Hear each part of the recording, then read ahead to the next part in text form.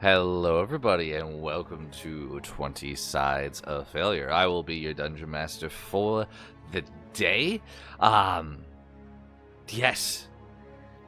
Words of the words of the words. We're gonna go into getting the players introduced because words are the words. We're gonna keep going with the quotes because I totally remember that, and I'm not searching for quotes.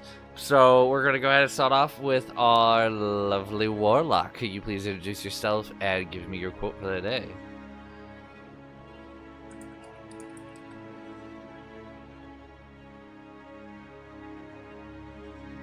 That's Dusky, and I can't hear you. Oh, fuck. I Warlock. did not register as warlock. You only have one warlock, and it's you, buddy.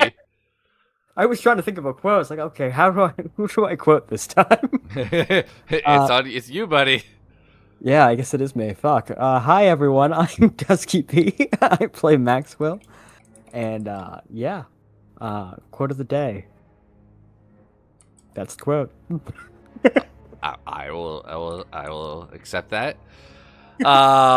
Okay, next up, let's give us our lovely cleric. No. Yes. You can't tell me no. Okay, fine. I'll pull a quote out my ass. Hi everybody. I'm English Ray. I didn't have a thing prepared, but I play Ahmed Serona. Oh, that's a good quote. Okay. And then we emerge to see the stars again. And I'm hoping we can get out of fucking Groundhog Day, so we can. I like it. Alrighty. Next up, let's have our lovely sorceress. Hi guys, I'm Mythix, and I am the voice for Arabella Avalon, the draconic fire sorceress, and my quote of the day is, "Well, the fuck aware!" Unquote. I like it. I'll interject for this one. Our lovely Eladrin Ranger, unfortunately, is not here, or Vera Specifel, Eggs Bunny. But they are off on another venture called Sickness, and they are going to get better from it. But their quote will be, and yes, I'm just choosing one because I feel like they deserve one. Oh yes, the past can hurt, but you can either run from it or learn from it. Next up, let's go ahead and bring our lovely rogue. Hello. I'm Nurin, and I'll be doing Onwin Hunt. My quote for the day is, "But this is war. We don't have the luxury of good ideas, only picking between the bad ones." It's very interesting to choose war. My quote's also about war. So, next up, we have, last but not least, our amazing fighter. Hello everybody, my name is Ness, and I play the Tiefling Barbar Fighter, Aspen Lakuta. And technically, this quote was supposed to be for Val, but I will say it here anyways. I was taught young how to be stone cold, self-reliant, and to hold myself high and poised with a ready smile and a subtle charm, ready to conquer the world. So I learned from early on only to cry behind closed doors, on dim lights, without a sound, to howl in pain silently, to break down without anyone knowing, and to never ask for help. The quote is by Cynthia Go, by the way. Very nice. That is all of our amazing players. As I said, I will be your DM. I'm Sorrow. My quote is, "In peace, sons bury their fathers. In war, fathers bury their sons." And with that, we will bring us to today's session. We had a bit of a break last week. We went back to Strahd because I went on vacation to home. So I figured I should give my time to be there. Thankfully, X-Men did run a Curse of Strahd, which was great. I appreciate for them to do that, but we are back into Tales of Althea. And where we left off was a bit of a Groundhog Day. A day of repeating. They found a doll, saying it was Lyra's best friend, or best friend of Lyra, trying to search out to maybe who was the owner of the doll, they came across a small little town of Lyrish. There, they are welcomed by a festival. The town, what's the word? Father, if you will, the priest, welcomed them, telling them to enjoy themselves, be there, and they haven't seen many travelers recently. As the night grew dim, they heard a splash, and unfortunately, one of the little girls named Lyra was drowned. And coming out of their wake, stepping out from the lake itself, a doll of a version of her, causing death and mayhem. The party attempted to destroy this doll, failing, with one of their party members dying fully, to where their world is flipped upside down as they are brought back to the road earlier that afternoon, where the doll once sit. The party went in with a game plan again, trying to thwart the night by having the festival moved entirely 1,000 feet. Unfortunately, it appears to be a loop where the priest was unable to break that loop. The doll came out of the water again after the girl drowned, and again a party member died, reverting them back to the path, as that is where we are leaving off. So, my lovely party with no name. I'm gonna hit that You will no not let name. that go. What would you like to do as your vision reverts back to that late afternoon before the night of the dog coming out of the water? As in, we're back on the road outside of the town. Yup. I'm casting Dispel Magic on that fucking doll. Okay. You cast a spell magic. You do when I find a spell. There it is. Huzzah. Hold on 1 second. Alright.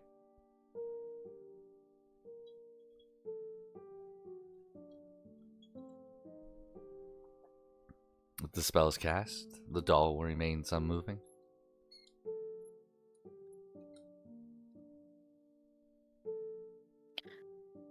I don't know if that did anything.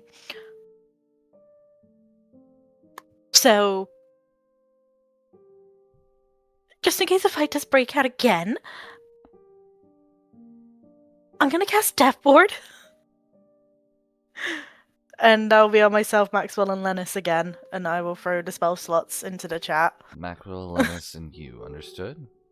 Mm-hmm. Come on. She said something the first time, right? Shouldn't we follow up on that? The angels thing? Mm-hmm. It sounded specific.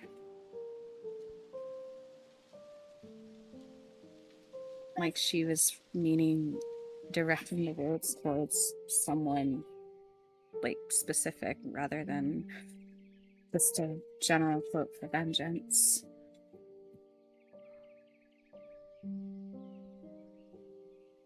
So you want us to go around and ask the townsfolk who said that? It might be worth looking into. Okay. And I imagine we then just see Varys walking towards the river anyway. She's not going to directly go there. I mean, if you guys were wanting to discuss like what to do, she's not going to directly. Like, there is some time, just not a ton. Well, you guys figure that out. I'm gonna try to stop the girl from drowning in the first place and see if that does anything. Aspen kind of just like speaks up and rolls his eyes a little bit, like with his arms crossed, tail flicking out in agitation. I I think that might be the best bet. think I'm gonna go talk to that fisherman. He said there was something in that water that he thought was a fish. It could be that doll, so I want to just see if he has any other information or if we could potentially borrow his boat. You want to go out on the water? Okay.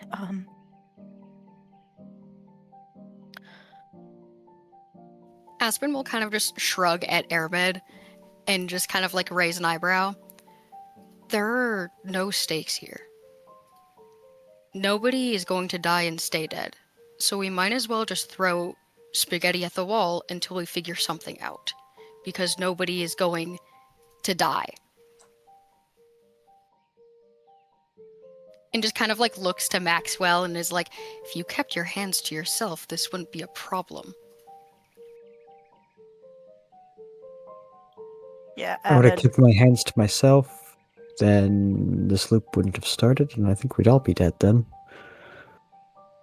Or at least that town would be.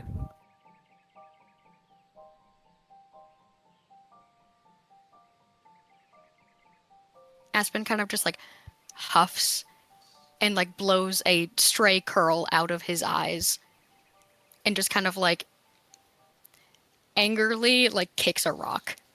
Just very softly like turns, kicks a rock as it like tumbles down the road as he just like pouts. Okay, and with that attitude, Aspen go talk to the girl, Maxwell go talk to the fisherman, Anwin, Ahmed, and I, and Varys, well, think up of something. We got this. Is that the plan?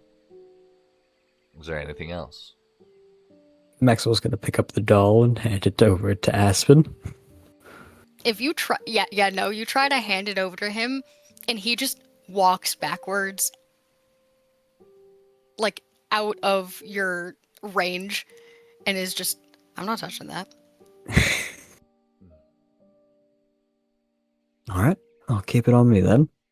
Whereabouts are you going to put it on you? He's just gonna use one of the sashes that he has and just kind of like make a makeshift belt, I guess. Just have it on his waist. Okay, so it's exposed or hidden? Is it on your waist? It like will be my belt? exposed. It will be visible. Okay. It's like putting it in a papoose. I don't know what a papoose is, but I'll say yes. So say there's no way you know what that is. I don't know what the fuck that is. The baby carrier thing? Yeah. It's basically like a sash that you wrap around yourself. And it holds like a small child, like a baby, to your side or to your chest. Okay. Anything else? Alright. You guys head down the path, smelling that sweet scent of cider and crushed apples and baked goods. As you round the bend, you can see in the break of the trees, small town with the festival going as Ariel turns and sees you all and gives you a big wave with a big smile, waves you towards him, just as he did the time before and the time before that.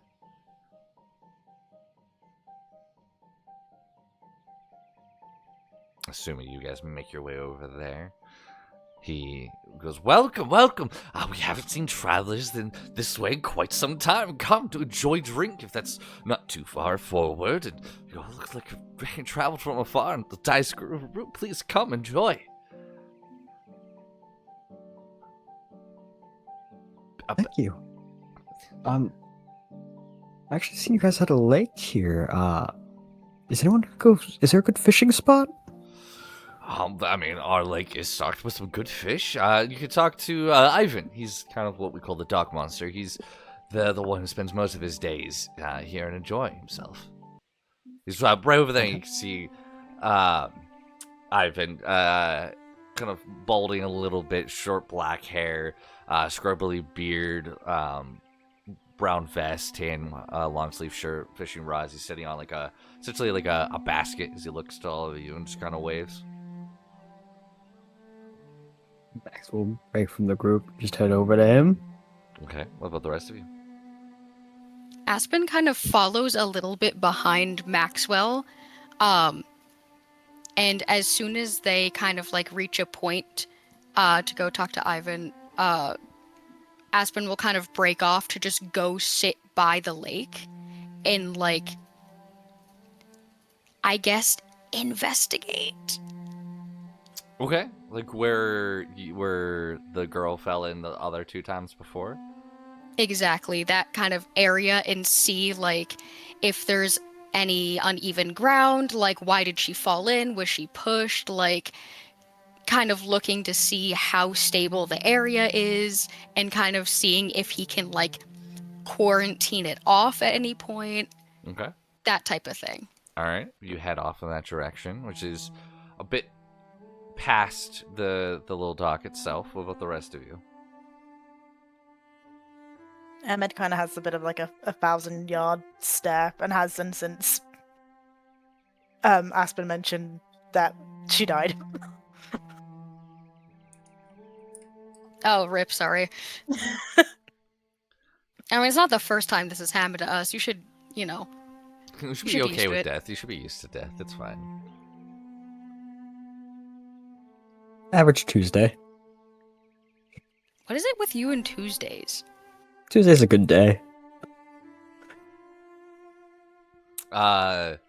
Odwin, Arabella, what are you guys doing? Onwin's gonna actually look at the like priest. Sorry, brain is blanking on names. Is maybe you can help me. I've been trying to rack my brain for a quote that I heard a little while back about angels and forgiveness, and I can't seem to place it. What do you mean? It looks like you're looking for something specific. I don't want to give you incorrect information.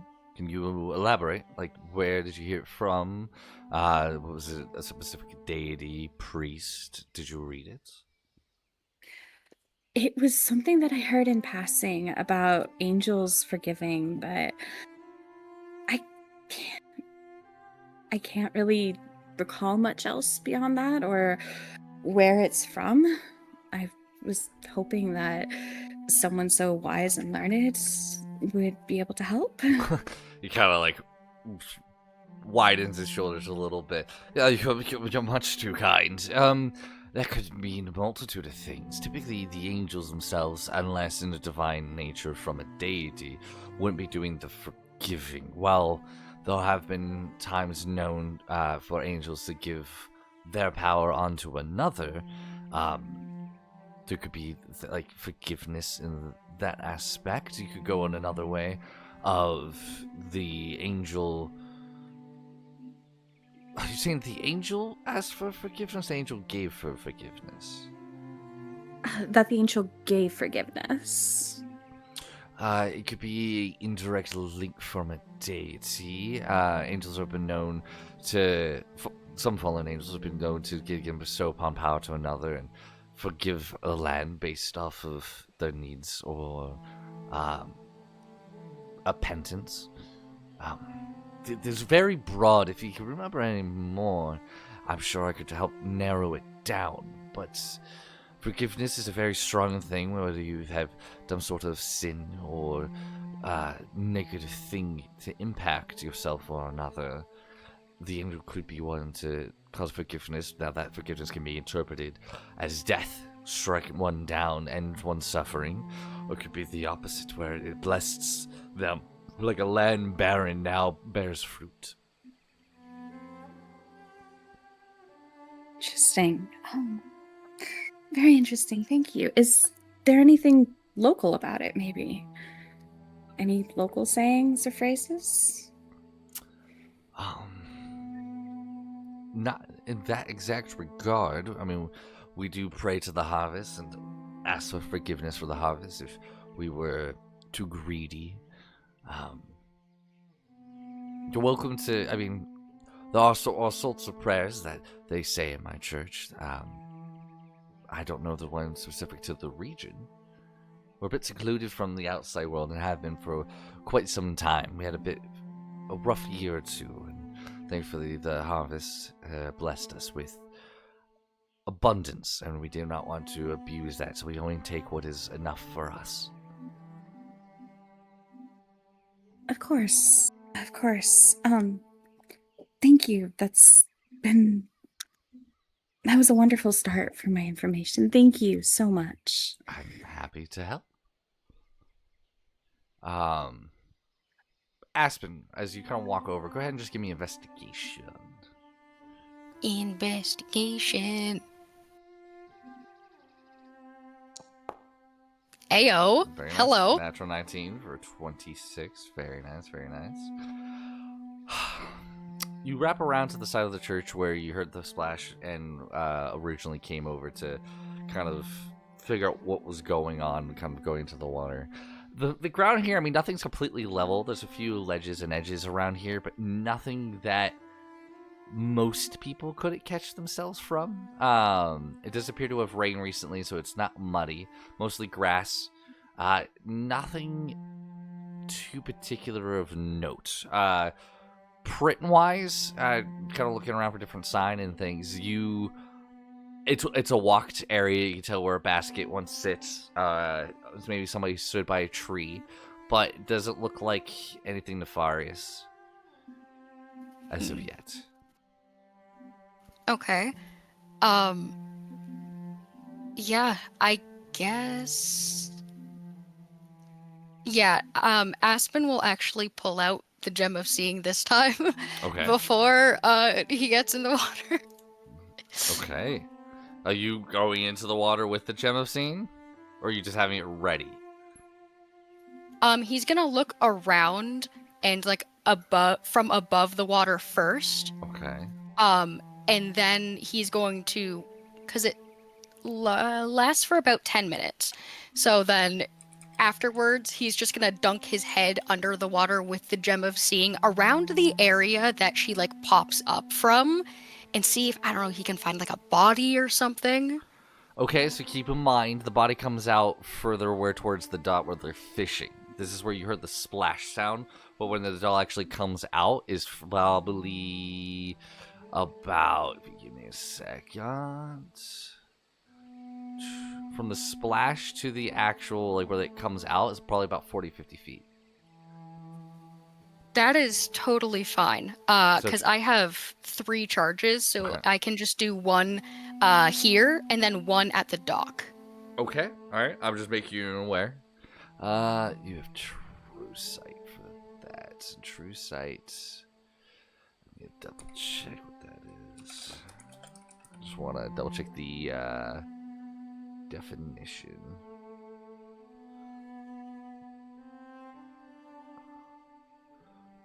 Creature with dressing to specify range, magical darkness, see invisibility, creatures and objectives, illusions. Against them, receive. Okay. Okay, hold on one second. Take your time.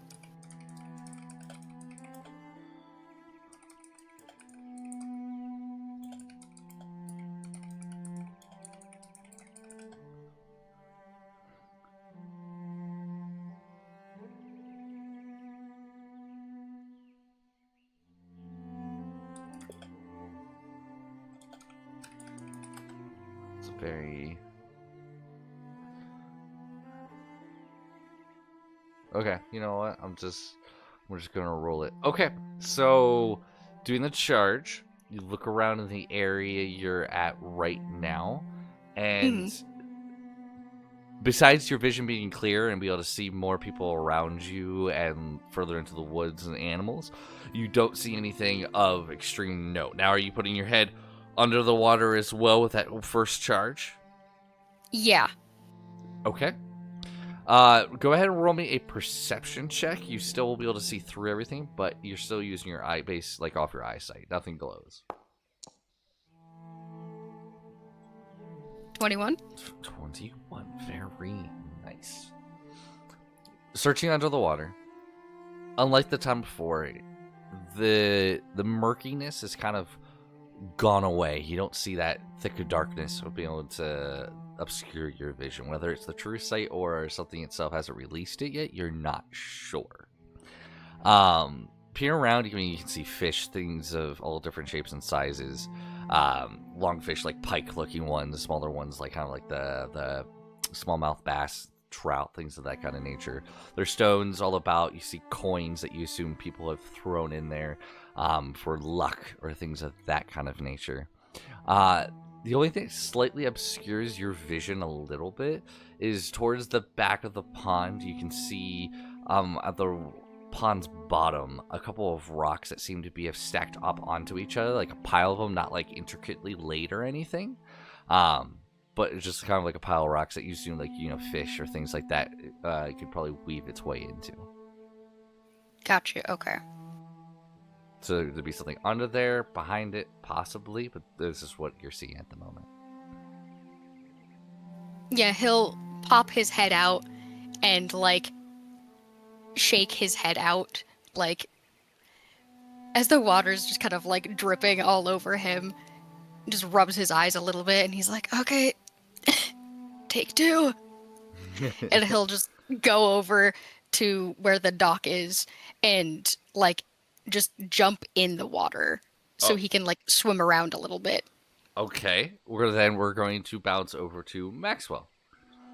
Maxwell, you walk over past everyone else quite early on, looking at Ivan. Appears to be kind of like the dock master. It's not really a dock. It's just this little plank of wood, if you will.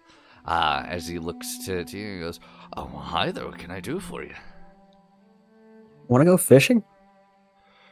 That's what I'm doing right now, actually. I was seeing if we could get like a better spot, possibly out on the water. If you don't mind. No. What's your name, stranger? My name's Maxwell. And yours? Ivan. Pleasure to meet you. Very nice to meet you. Sure, hop in. And he kind of pulls the little like canoe up.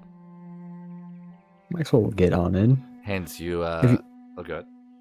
If he had an extra rod, he will pick it up. Yep, there's another rod in there. He kind of gestures for you to take it as you kind of push off, and with an oar, kind of goes up towards the middle of the pond and starts casting out. There's a monster in this pond here. Really? That is right. Had it on my line a couple of times, and every time it has outsmarted me, the little devil.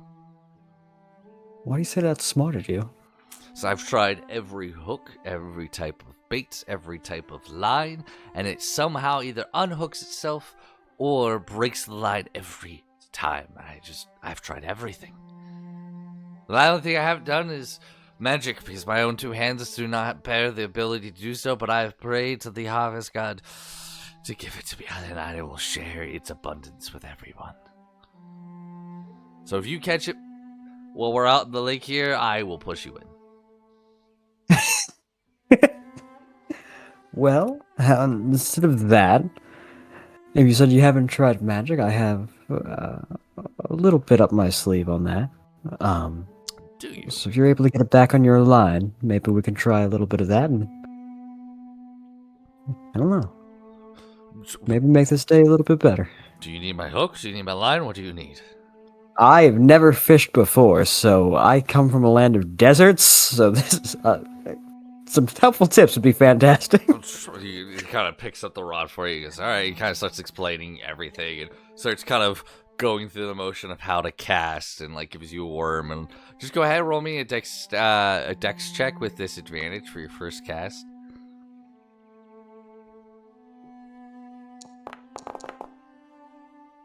Okay, hey, for fairly a natural of a dirty 20, be able to throw it out there, you keep your worm on there. A couple of moments later, you actually start getting a bite, and you kind of set the hook. Go ahead and roll me another dex check. Disadvantage or just normal? Normal, you're just reeling. Okay. There it is. And with that Rip. natural one, as you reel it in, you see the fish. It's get closer and closer, and you go to lift it up. It goes, wait! You lift it up, and it just tears right through its lip as it falls right back into the water. Yeah. You wait for me to put a net under it. We booger it in that way. It wasn't the big one, but Fair enough. So, how many times have you caught the big one, at least on your hook? Oh, at least a half dozen times. Seen it a half dozen more. What's it like? Oh, it's magnificent.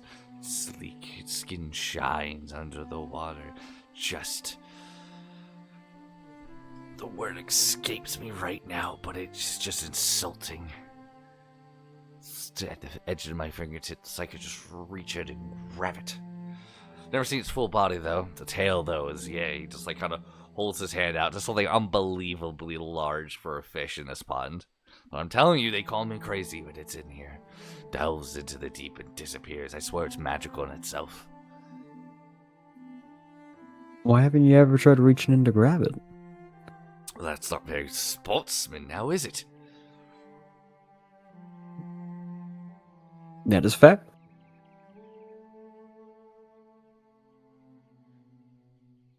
Why are you so Absolutely. interested in this monster?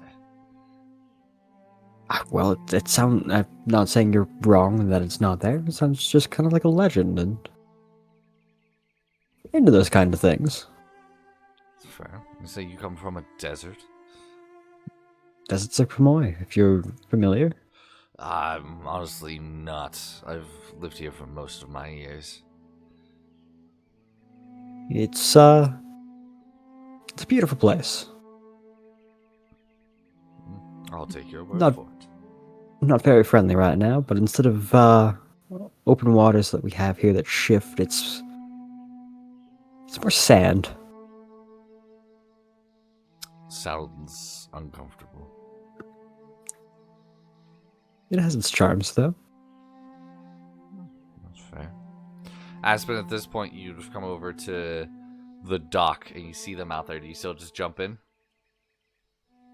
Aspen will kind of just like hold a hand up as like a wave to Maxwell, and he just kind of like sits on the dock, like and just shimmies down, so like his butt is slightly hanging off, and then he just hops right in. And you see this small splash. He looks over and goes, what's he doing? Leave swimming? Wow, we're fishing? People I travel with are a bit spontaneous, I want to say. That's okay. Keeps life interesting. I'm sure it does. Well, I don't think we're going to be catching much fish now, to be completely honest with you.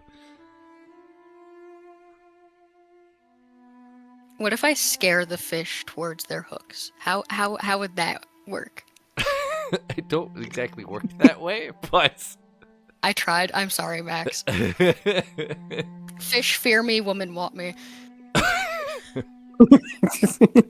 That needs to be a t-shirt. It we is. add It's that to the actually quote it's book? actually a snapback hat. Oh, really? Yeah. Can we add that to the quote book? Yeah, most Just needs to certainly be can. I said believe like everybody that. has access. We have a choke book, yes. We have a choke book. Why do we have a choke book? Don't you worry about it, but everyone has Guys, I'm access. now Please. worried about You it. don't need to be. Do Don't we worry need about it. to hear No, you won't be able to. You'll be choking. Just because I'm choking doesn't mean I can't hear. Yes. I do have a question. Yo. Maxwell, you still have the doll on you, right? Yep. Yes. Can we possibly do a little rewind that before you got on the boat, Arabella went and took the doll from Maxwell? That's up to you guys. I don't mind. Let's do that, because I want to look over the doll with the sorcerer eye. Aspen, go ahead and roll me another perception check for being on this side of the pond as you swim around. Okay. I'm gonna redo the charge as well. Yes.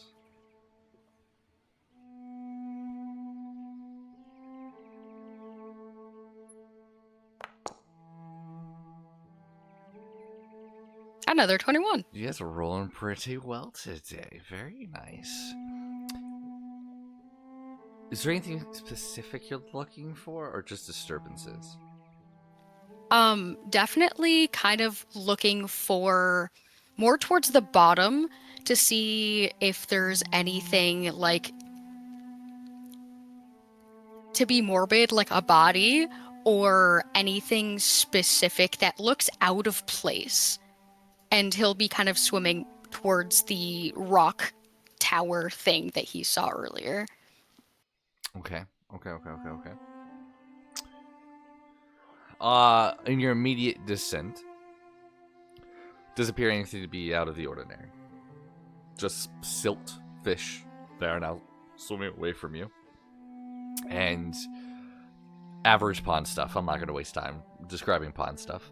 Pond stuff, got it. Yeah, pond stuff. As you kind of make your way over towards the rocks. Uno momento.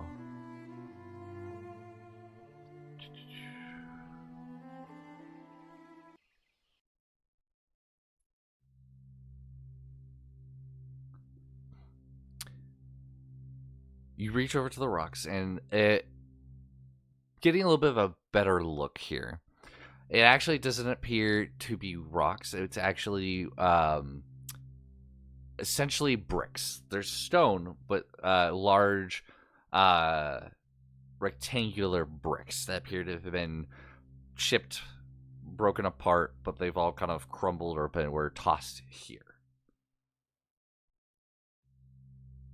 Interesting.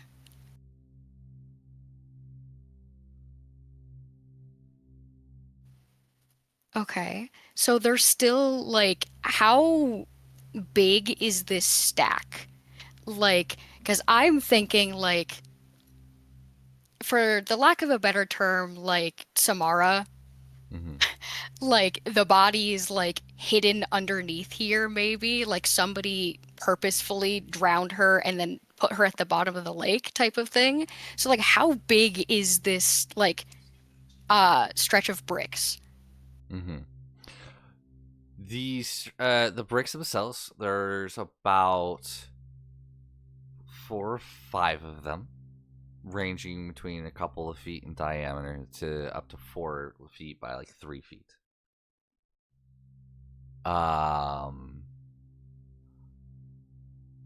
They're roll me investigation at this point, since you're now actually investigating this area.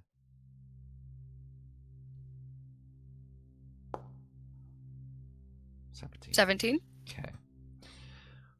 Are you moving, like, trying to brush the silt away? Or how are you going physical? Or are you doing just visual? What are you doing? How are you going about this? Absolutely, Aspen is getting his fucking grimy mitts in there. He's brushing off like any of the silt. He's looking for anything, whether it be lettering or like symbols or runes, something like that. And if nothing is out of the ordinary, he's absolutely going to like see if he can take the bricks away from the stack. Okay. Would you like this to be a whisper? Oh. Ooh. No, it's fine. Let it be in the open. Let's go. Let it be. Let it be. Okay.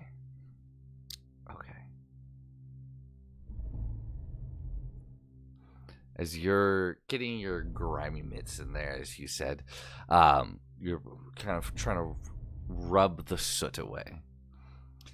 Nothing appears to be kind of getting out of the ordinary, but as you're kind of moving around, brushing the soot off, you notice in the edge of one of the bricks a half symbol. What you get from the symbols appears to have been circular, and you can see horizontal and vertical lines with what you think is like a sun behind it. Roll me an intelligence or wisdom check to see if you can kind of tell what the picture is.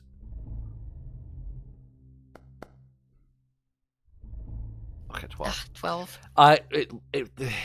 You can tell it's partially of a sun, and then the image below you're not really sure, as it's kind of been taken off as an angle. As you kind of move around, you find another part of the brick where it's crumbled, and looking at either side, it looks like a setting sun in the background with a river flowing through and a basket of plentiful. So, like, wheat, apples, things of that nature. Oh no. Some I sort have a of feeling I know where this is going. religious symbol, maybe. As you're looking elsewhere, you find a D ring just floating in the water. Hmm. Ooh, I don't need to ask you this. I just know what your passive is. It is a 17. Wow, really? You have a 17? Good for you. Maxwell's the only one with shitty passive. Yes. I'm looking at everybody, so it's just like, wow, Maxwell, you're normal. Everyone else is like, holy shit. From the corner of your eye, you see something shimmer as you kind of jerk your head over that way to kind of double check if it is a friend or a foe. It's neither. What you do see is something transparent. But that transparency is slowly engaging into an actual full effect and going back to transparency, like it's flickering in and out of existence. Do you wish to investigate? How far underwater am I? About 30 feet. So your breath is wearing thin at this point. Okay. So you can either push it and go investigate, or go up, get your breath, and hope that it's still there. Let me see. I don't think I have anything that will help me in this sense.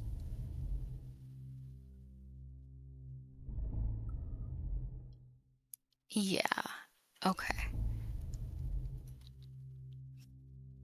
How much longer do you think I can hold my breath for? 15 seconds.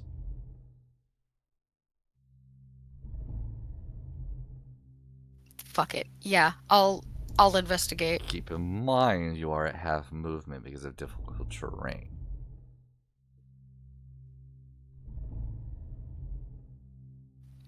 Worst comes to worst, I can always just take carpet out and just be like, get me to the surface as I'm passing out. It'll be fine. You're welcome to try carpet underwater. I would be interested for that.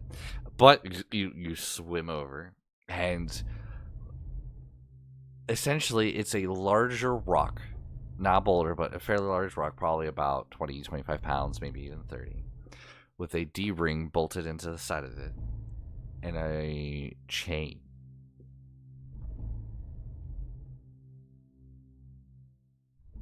Interesting.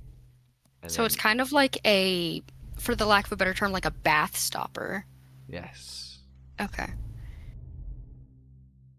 But with a rock on the bottom instead of a plug. Okay. Now that I know it's not going anywhere, I will absolutely surface. It is pulsing in and out of transparency. Okay, so okay, I see what you're saying. So it's there sometimes and then it's gone the next. Yes. So it may stay that way, it may not. Okay, yeah, fuck it. All right. You swim up and right next to the boat, Maxwell. All of a sudden, there is an aspen.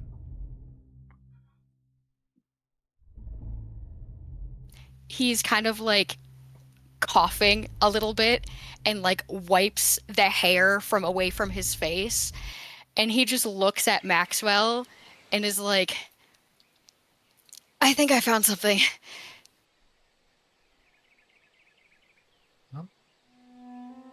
Fun. He's gonna look over at his fishing partner real quick. Just hand him his fishing rod. I wide-eyed and takes it. Hey, if there's something interesting at the bottom of the water, might as well. If it's the fish, I will leave it be. Okay? Mm-hmm. Aspen kind of just like interrupts a little bit with, it was weird and flickering, like, in and out of existence. I don't even know if it's there anymore, but it is definitely something magical. There were symbols and shit. Let's go take a look.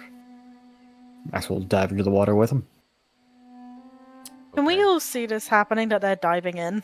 Well, I was gonna say, in the meantime, while this is all going down, what do the rest of you like to do? There's Arabella, Onwin, and Ray. Well, sorry, not Ray. Ermid.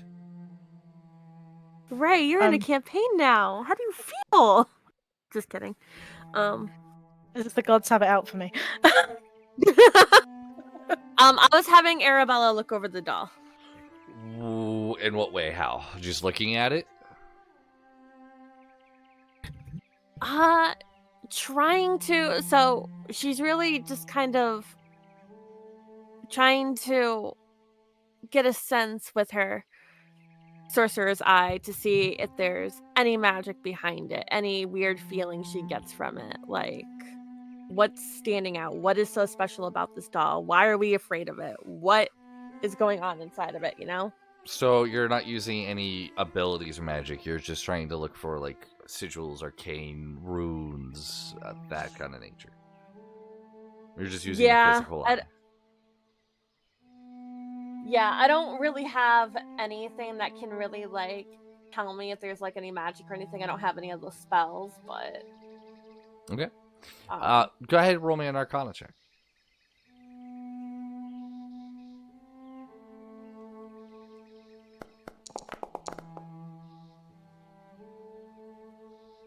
Okay.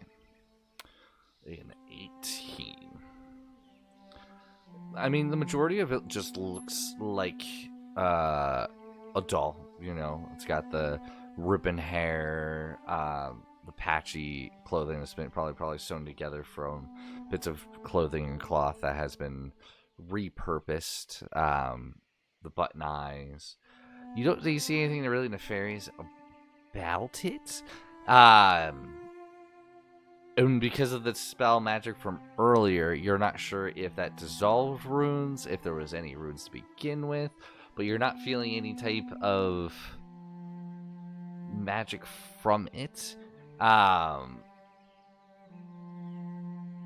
you're not really getting a ton. You're not sure if it's from the dispel magic or if there was nothing there to begin with.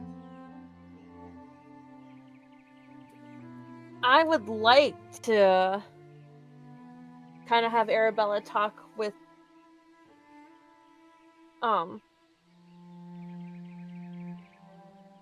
Lyra? wait, I'm just trying to think. Hold on. Okay. The doll isn't the girl on Lance, it's the person that drowned, right? Well, the girl hasn't drowned yet, so that's one and the same. Ah, okay. Perfect. And the doll isn't that girl. It's Lyra's best friend.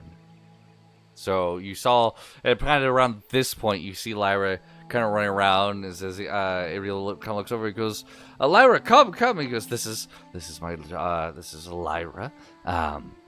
She kind of goes, hi, and you can see that doll holding it in her hand. She goes, I have one just like that one. And she looks at the one that's in your hand. Yeah, I'm gonna talk with her. I'm gonna go and kind of like take a walk and talk with her. All right. I mean, she does run off to play with what's her name? Hang on. Did you say Clover? Mayrin. That's Is there it. Clover? It's Mayrin. Okay. Mayrin and Lyra. Yep. And Mayrin kind of calls her Lyra over, and then begin to kind of play. And you kind of head over to them. They both look at you. They're like, "Are you? Do you want to play?" I wanted to talk to you guys about this doll. You said you had one just like one, right, Lyra? Yeah, it's right here. She kind of holds it, like still has it tucked under her arm. Can you tell me the differences? Does she talk to you? I mean, yeah, she's my friend. She talks to me. What does she say to you? Does she tell you, like, to go swimming? No, when we talk about each other's day, boys, how ugly they are. Um, like when we'll have like like a little little tea parties. It's mostly water though. We don't actually Yeah. have tea. Does she have a name? Um, she kind of looks down into it.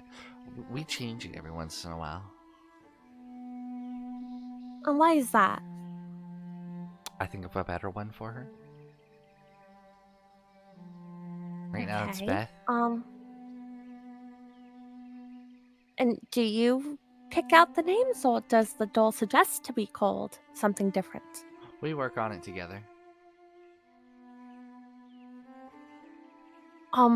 My doll is.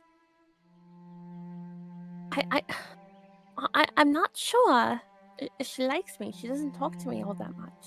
Well, I'm sorry. It's not a very good friend. So I was wondering if maybe you could take a look at her for me, because you seem like you're very astounding with dolls. You have that superpower. Mary goes, I want a superpower. Of course, you both do. I mean, I have a doll too. Why are you only interested in Lyra's? oh. Well, because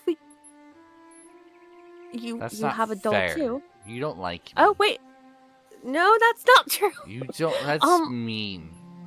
Wait, Lyra, can you your tell me friend's about your- mean. And Lyra just kind of like, she goes, we're gonna go play now. You're mean. Mary's Wait, gonna can you run tell- off, and Lyra's gonna go, sorry, and she kind of follows Mary. Wait, no. Just kind of stands there and looks at the doll like, oh, this was much easier when I was a kid. And yes. we'll try to follow. We'll try to follow them. Okay. Roll me a perception check to see if you can run where they ran off to.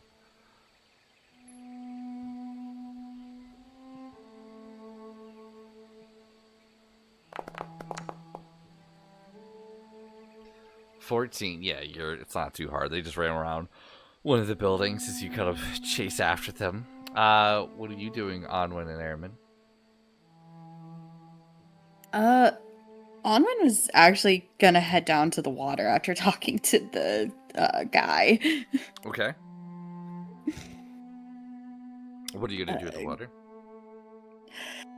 She generally was following the same thought process as Aspen of like wanting to scout things around. So yeah, she'd again would probably go through a very similar process to what Aspen was doing. Okay. All right. Are you going to get in the water as well, or are you just kind of checking the outskirts? Nah, she was gonna get in the water too, so. Even after seeing Aspen get into the water, you're still going to follow suit. Yes. Okay. That's Because, easy. hey, maybe he needs help. Sure. Easy enough to do. Airman?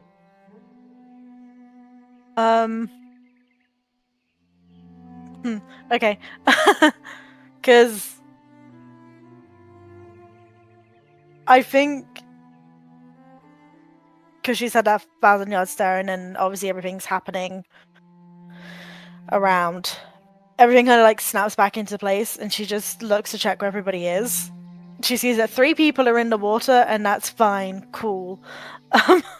Like they can deal with the water situation. Arabella and Varys, I think, have gone after the girls, right? Arabella is, I believe, Varys is trying to, like, keep an eye on everybody, like, trying not to be near the water itself.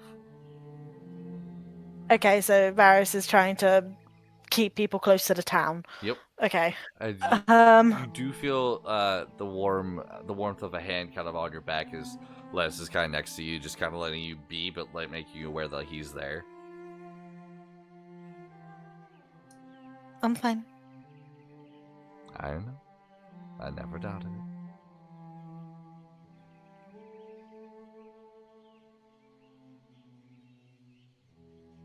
We'll deal with it later. Max, Sunwin, and Aspen have gone into the water. Barrett's keeping everybody away from the water. Arabella has run after the girls. I'm thinking we should probably go back up Arabella, and as awful as it sounds, if we need to, we may need to grab the girls so that they don't fall in. I'm behind you. Okay. And then we'll just go after Arabella and the girls. Easy enough to do. I will say, Onwin, by the time doing a little bit of search of your own and then seeing Aspen kind of pop up and grab Maxwell, you kind of make your way over there, and by the time Maxwell, you're kind of in the water treading on when you reach them at that point. Okay, sounds good. Aspen will kind of just lift a little bit of a eyebrow, but kind of like, well, I guess 3 heads are better than 1. And he'll like describe what he saw, like the symbols to the both of them, and then point in the general direction of where they're gonna go, and he's gonna be like, all right, hold your breath, time to go. Alrighty. Each of you, one by one, goes under the water. And are you taking them back to the, I'm assuming, the symbol? Yeah, first to the brick and showing both of them the symbols, and then pointing over to where the where the slab was with the D-ring and the chain. That's no longer there. Ah, rip. Okay. So while they're investigating that, Aspen's going to go where the cork and the chain were, and he's going to like just feel around and see if like it's just invisible, or if like there is a magical rift somewhere, it's just finicky. Okay. While you're doing that, Maxwell and Onwin, what are you doing?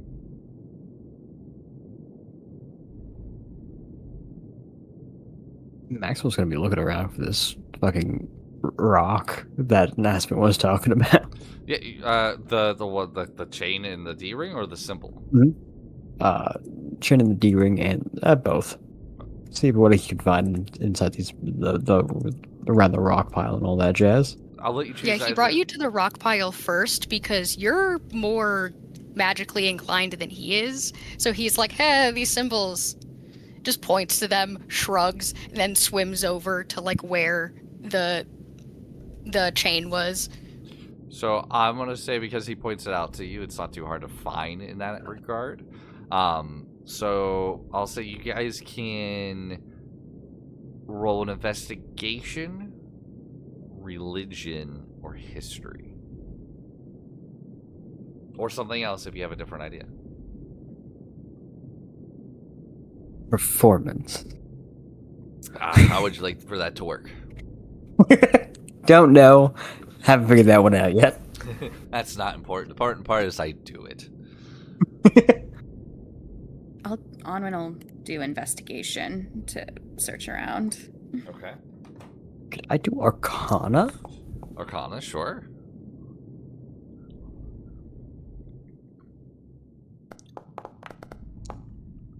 Here's the Yep. bad rolls. This is what I was been looking for. Nothing. So besides what I've already described to Aspen, there's really nothing else to discover, or at least that you were able to discover, Onwin. Coming to Arcana, you're not finding sigils on any of these slabs. The symbol itself might be some sort of used one day in Arcane, but it's been destroyed, so it's not doing anything now.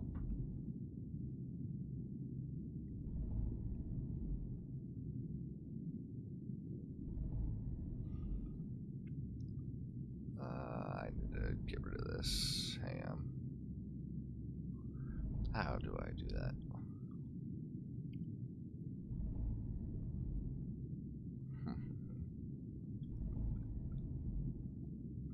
Continue. I just have to delete something in chat.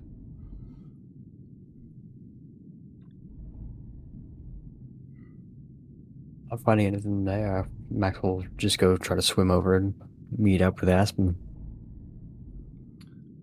Same. Try and seeing like Aspen trying to like maybe dig around for the thing. Just like, okay, yeah, I'm gonna like follow suit. Okay. Aspen. Yes. Did I have you roll anything? No. Looking around for it, go ahead and roll me an investigation. Feeling around, seeing if there's a void. 22. 22. Feeling around, there's no false bottom. You don't feel any veil. And you don't feel it just being invisible. I'm going to pause it at that moment. We're going to bounce over to Aramid, Arabella, and Lennis.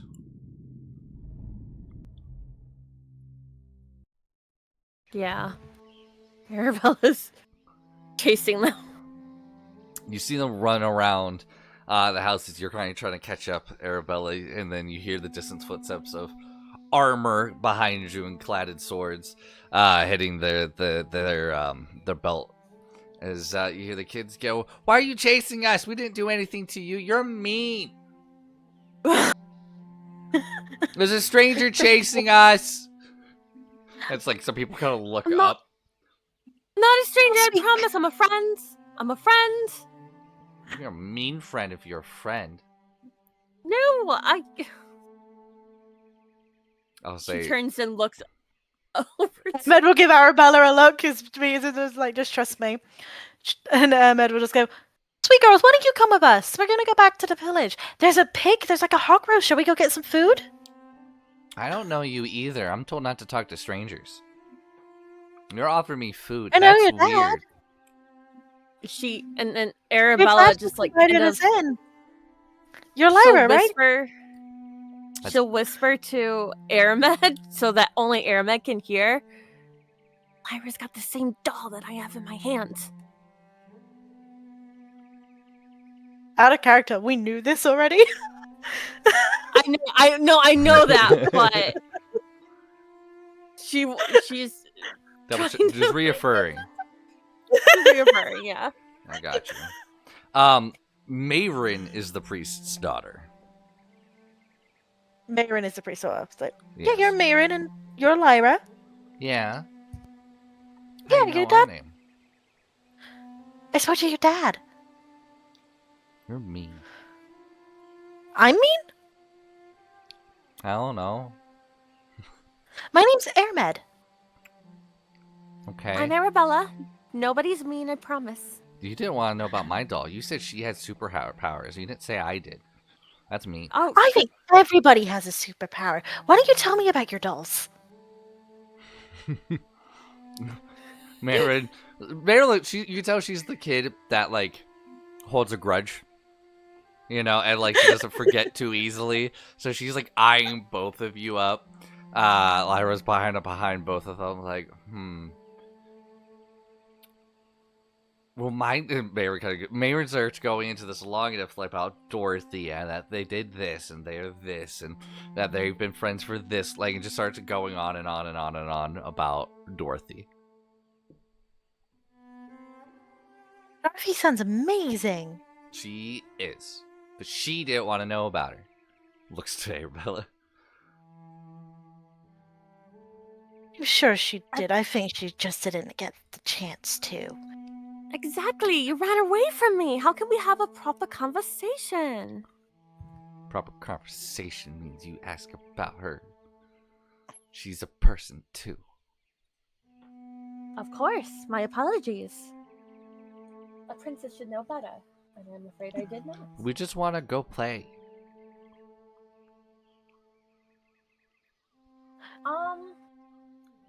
Do We you can want to play, play with but- us? do you want to play with us so bad? Well, I would really like it actually if you could show me around the church.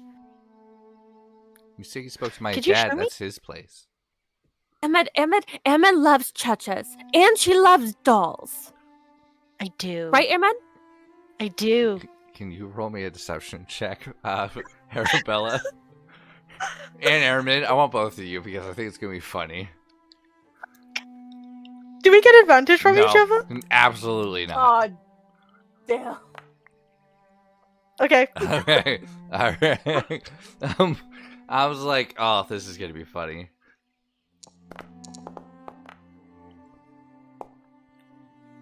Okay. We just want to play. I don't want to show you around the church. I hate being in there, Mayron says. What's wrong with it? It's boring. It smells like old people. Churches can smell like old people, can't they? Yeah, just have my dad do it. He likes that stuff anyways. Yeah, but I don't want to hear about it from like a boring grown-up. Or persuasion check. Can I aid? You didn't say anything to aid. You're just there. My Arabella's pleasure. just sitting there with like. Been with us, and he is not saying anything. It's No, crazy right now. Lennis is just chilling in the back right now, leaning against the wall, be like, I have nothing to say right now. I'm terrified. of Arabella children." is helping with the vibes and vibes alone. No, Arabella's literally just staring there with like puppy dog eyes, like pouting, like, please. And Les is in the back, like, I don't talk to kids. This is terrifying. It's like, Lennis you have knows where to so put much lights. fucking words, and I have nothing. I know. Why are you not saying anything? She's afraid of children. Oh, oh, With that. oh, hang on. Oh. Is there any point in me using my inspiration for this? Probably not, to be honest with Okay, cool. you. Save it for something like really, really important. All right. She just looks and kind of narrows her eyes. I'm like, she just like, no, I don't want to. You can't make me. You're not my dad. Or mom. Okay. And then we'll just reach out, tap her on the shoulder, and just go, tag, you're it! And then run. like into the village. Hopefully that works. Hey! And she starts running after, and like shortly after, Lyra starts following us. No, not bad, not bad. At this point, the sun is now setting, getting darker, as everyone well knows, and both of them do chase after you, and you lean them back towards like the fire and like all the tables are. Okay. Mhm. Yep, easy enough to do. Yep. As she kind of runs, she tries to chase after you. She starts getting tired, stops, turns, taps Lyra, and goes, "You're right." And she runs back towards the church. I look at Lennis with that look at me like, we're grabbing children and now, and book after them. Okay, and he kind of gives you a look. He goes, "Oh fuck," in that Witcher wave. Fuck. Yeah. And he's gonna run. He's gonna try to grab Lyra, but he's closest. He's gonna go ahead and do a grappling check. Do you want to roll a grappling check as well, an athletics check? Yeah. All right. This. Haha, we caught both of you. You're both it. Haha. Yeah. Okay. That's. I don't think Joe's gonna beat that. Okay. I'm gonna laugh so hard if they both get nat 20s. Why would you say that? Because it would be hilarious. Oh, fuck. No, hold One on. might actually get out. A 19. He actually beats. Lyra beats Lettuce. Oh my gosh. 10! Like because he's trying to. He's trying to be like really loose. And the kid's like ducking out, and he just does that look of like, "Huh, children." At this point, hold on. Okay, no. Oh, whoa, hold on. Don't you worry. Hang on. I swear to God, if you're gonna use hold person on a child, Are you? Are you? I'm not above doing that. Are you? I need to know now because that's pretty fast for what's about to happen. So are you? I'm trying to find if I have it prepared. And I don't think I do. Okay. So that's it? I don't have it prepared. Okay. There is nothing I can do. Okay. You nab Mayrin, and Mayrin kind of looks at you all kind of mad like you're not it. Lyra kind of dodges out of the way of Lettuce as they both look and you're both like, what's going on? The sun's starting to go down. And you feel your hands begin to sink into Mayrin. Oh. As if they're becoming corporeal. My hands. Yes. And Lyra begins to fade and almost begin to blink out of existence as all of a sudden your grip seeps into your own fist as both little girls disappear. And swoosh, you hear a splash. Is Arabella like right there?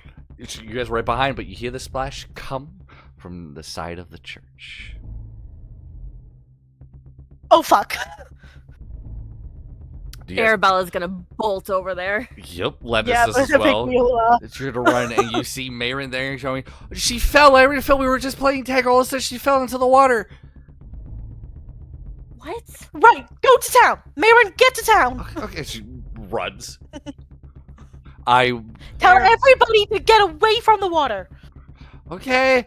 She runs over there. At this point, Varys hears you, and she starts gesturing for people to like stay away from the water to get back into the further, like even into their house, whatever. She's just trying to convince all of them to go that way. We're going to pause. We're going to flip over to the other group that's underwater at this moment, as you guys are all searching for this essential anchor. You hear spoosh, a splash come from the other side. yeah, Aspen kind of just. They can't see it, but he rolls his eyes. And he's looking towards where, like. I guess, are we where the doll pops out of the water, or is that more like in front of us? So where you are at this moment in time, remember the L-shaped pond, right? Mm-hmm. Towards the opposite side of the elbow, so the inner 90-degree angle, is where the splash comes from. You guys are at the elbow on the bottom left.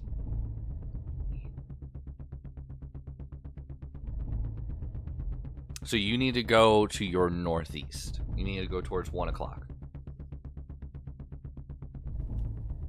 To where Lyra that's- falls in, or Yes. where the doll pops out? Where Lyra falls in. The doll pops out straight to your east. Yeah, Aspen's going to where the doll pops out. Okay, so you're going to be moving away from the splash. Yeah, because we're not going to be able to save her, Okay. like, at all. That's fine. So he's like I'm not judging. cutting his losses. Like, we need to get there now, because if we can stop the doll from popping out in any way, shape, or form, like, he's gonna grab, like, I don't know if it's gonna be possible because it might impede his swimming, but if he can get there before the doll pops out with the brick with the symbols in his hand, he's gonna do that. But if he can't, then he's just gonna swim over there by himself. I was gonna say, the brick itself, you will not be able to carry under this water. You would need at least 2-3 individuals. It's the large one. It's like Yeah, I figured. 4 feet tall, 3 feet wide. Yeah, then he'll just swim over there himself. Okay. Onwin and Maxwell, what are you doing? You see Maxwell Onwin- just start booking it. Onwin's following. Same thought process. Yep. Okay. You start heading towards where the doll's going to come out. Back to the other 3, what are you doing?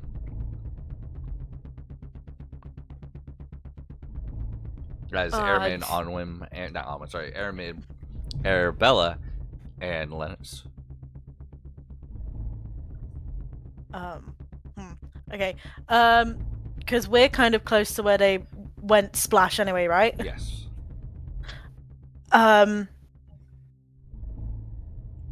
Can I see Lyra's body in the water or not? Nope. At this point, ooh. Fuck. I'll say to this too. When the splash happened, for those on the water, you will be able to see that not just because the sun went in, the water seems to get very murky Mm-hmm. after the splash. Yep. Maxwell, you have Devil Sight, don't you? I do. So you don't notice anything. Fair enough. That is because we've rolled. You can't tell the difference. I just can't tell the difference between if something's bright or dark. Yep, it must suck to sleep. Even eye mask just sucks. Okay. What are you doing, Arabella Airman? We can't see this body at all. Nope. But we know that that thing's gonna show up again. Mm-hmm.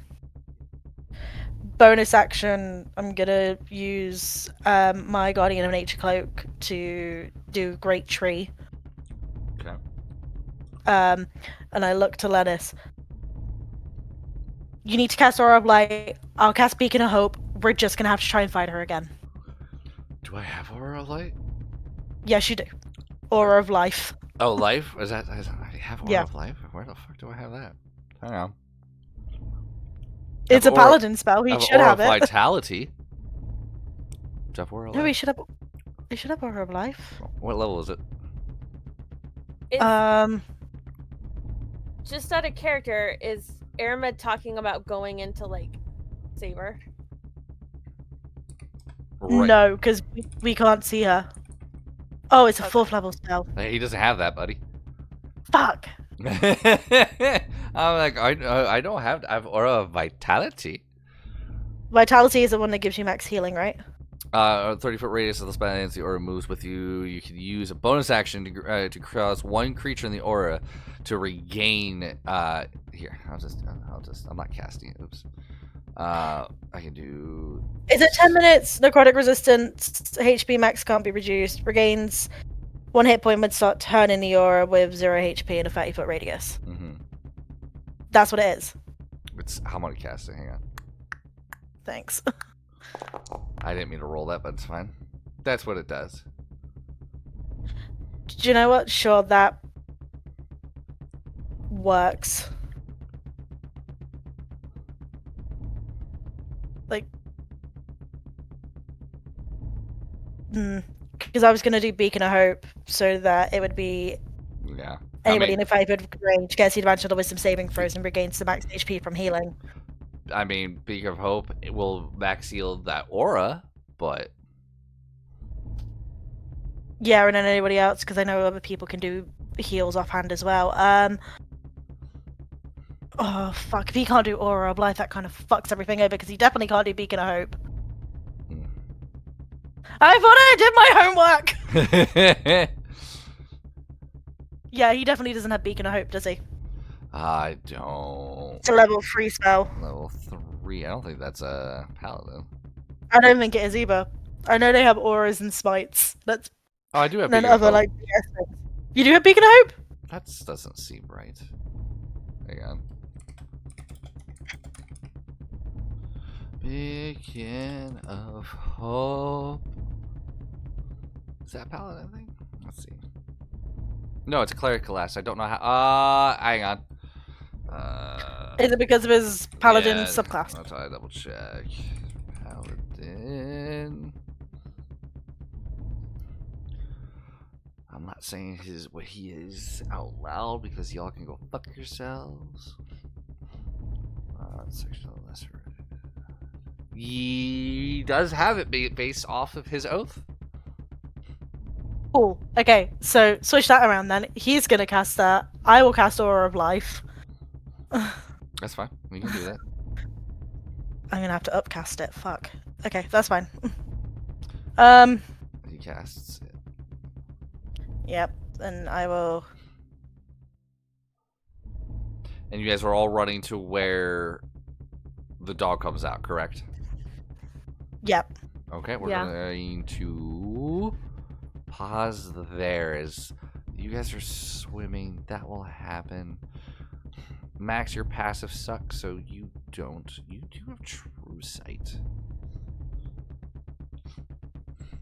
Oh, but I would say... Hold on. D. Devil sight, true sight. Virtually the same thing? What do you mean by that? Is it basically the same exact thing? Devil sight and true sight. No, true sight is much more powerful Well, than in the devil's. aspect of darkness. Give one quick look up. You can see through magical darkness up to 120 feet.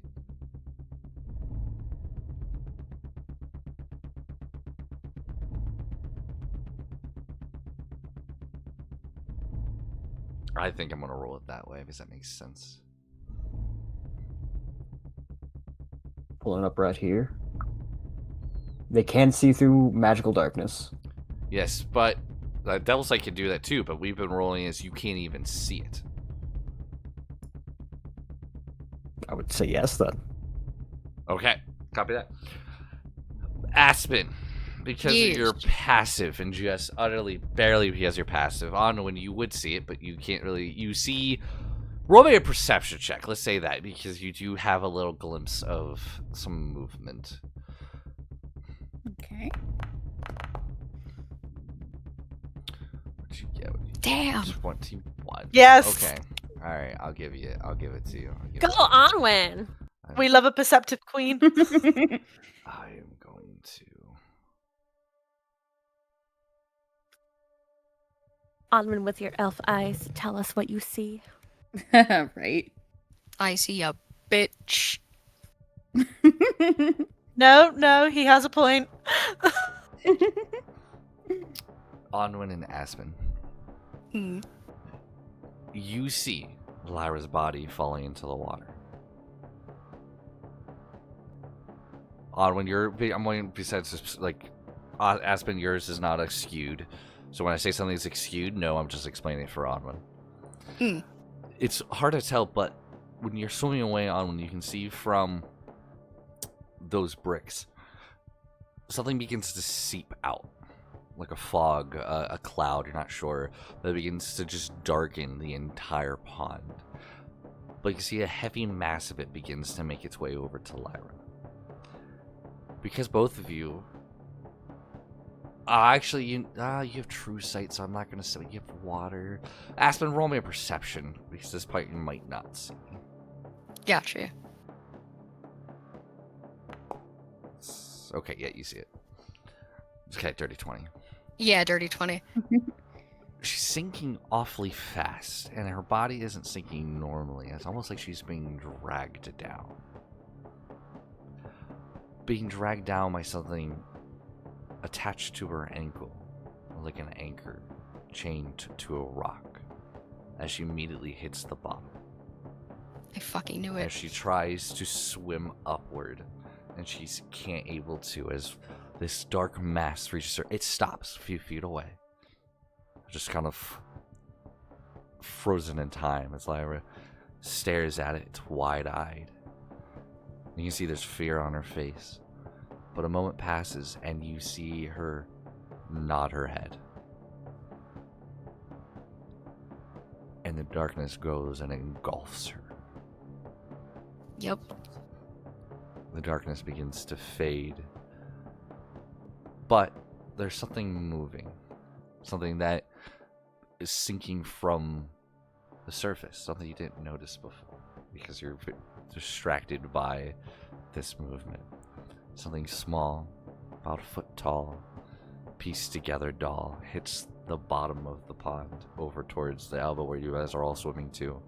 Aspen's a little faster just strictly because they started moving first. As that doll begins to bend and break, as it begins to almost grow and build itself out from the pond floor, as you see that doll begin to manifest to what you once saw on land. And because of this, I'm going to have everybody roll initiative.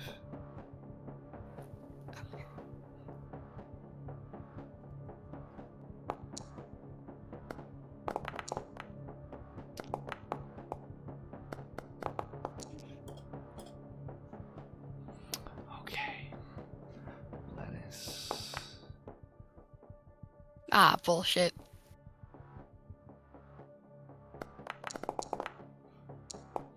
Okay.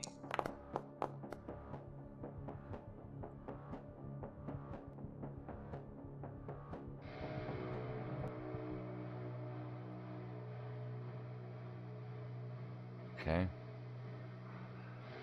With that, Aramid, you're first. Yeah, fuck.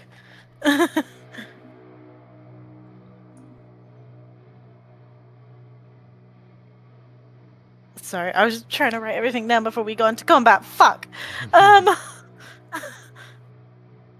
Okay, cool. So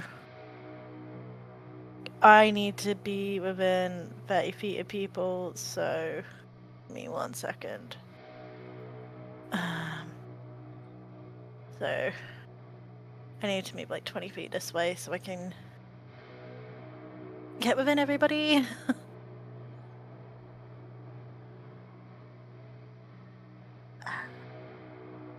Bollocks. Leonard is standing literally right where I need to be.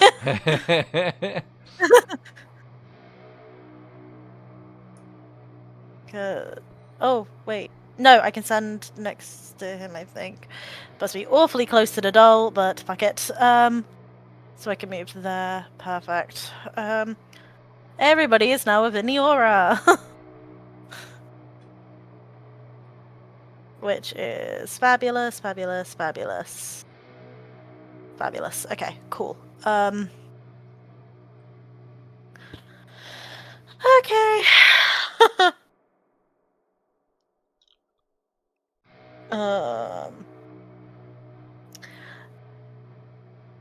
I'm going to cast Guiding Bolt on her. Okay.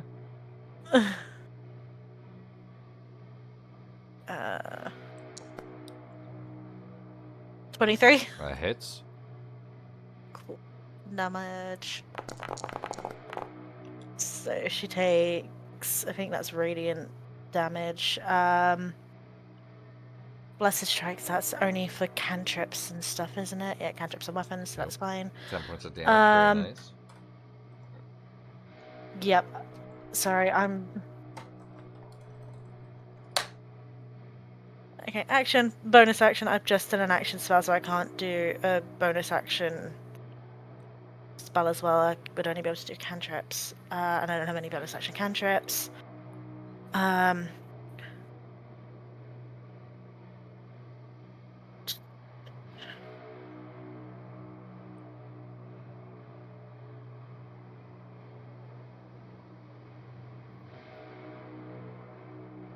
Okay. Yeah, I'm gonna have to pass because there's nothing else I can do. Alrighty.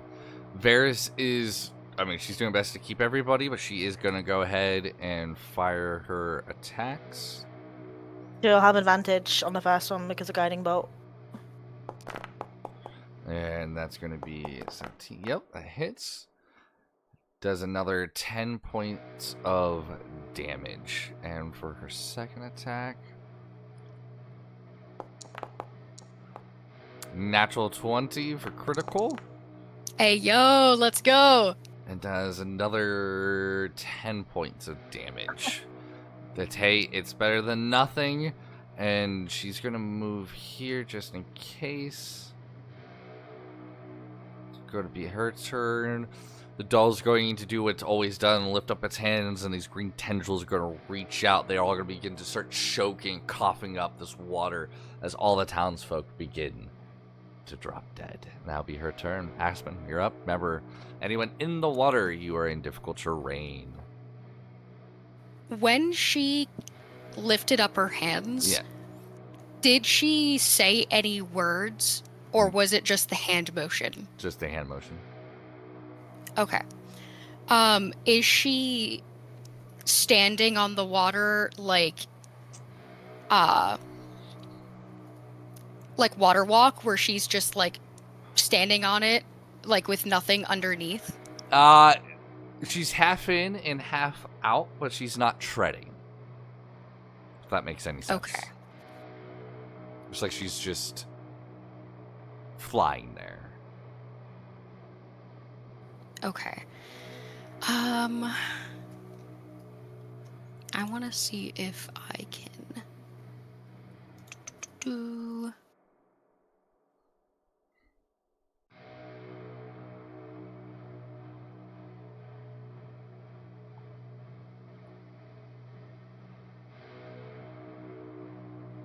Yeah, okay. So none of my maneuvers would help in this situation.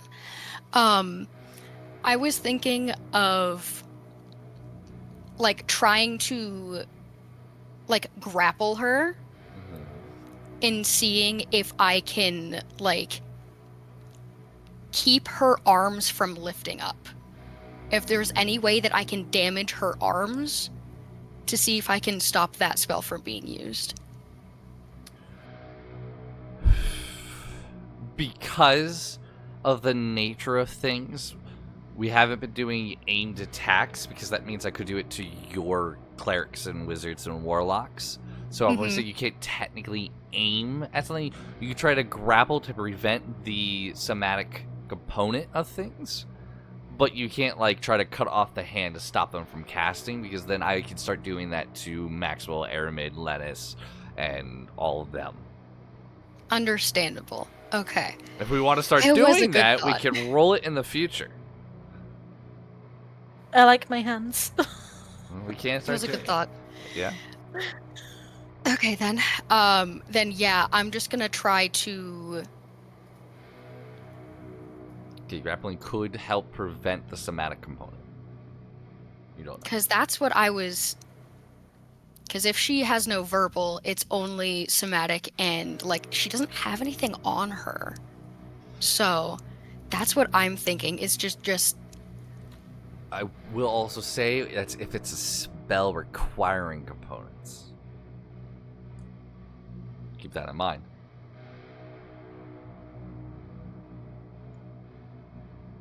That is also very fair.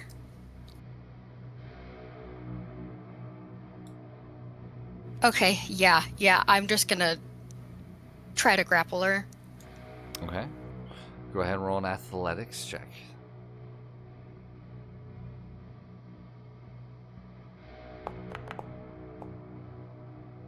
Okay. 29? Very nice. She is considered grappled. Her movement is now 0. Whether that stops the abilities or spells, we will find out. Is there anything else you wish to do? I don't know if this is gonna do anything. It's certainly a good try. Because that's technically an action, so. I believe is an attack action. So technically you can attack. I believe grappling is an attack action. Let me double check that.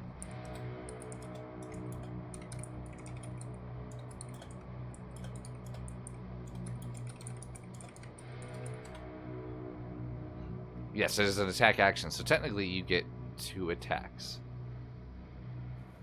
Okay. What would count with that? Because I don't want to break the grapple. Like, You could do an unarmed attack and basically headbutt. I do have horns. It's, So it's going to be it's just going to be your strength modifier. That's the damage. that is totally fine. I'm gonna bonus action rage. Okay, that is easy enough to do. Bonus action rage. Go ahead and just roll a strength check to see if you break their armor class.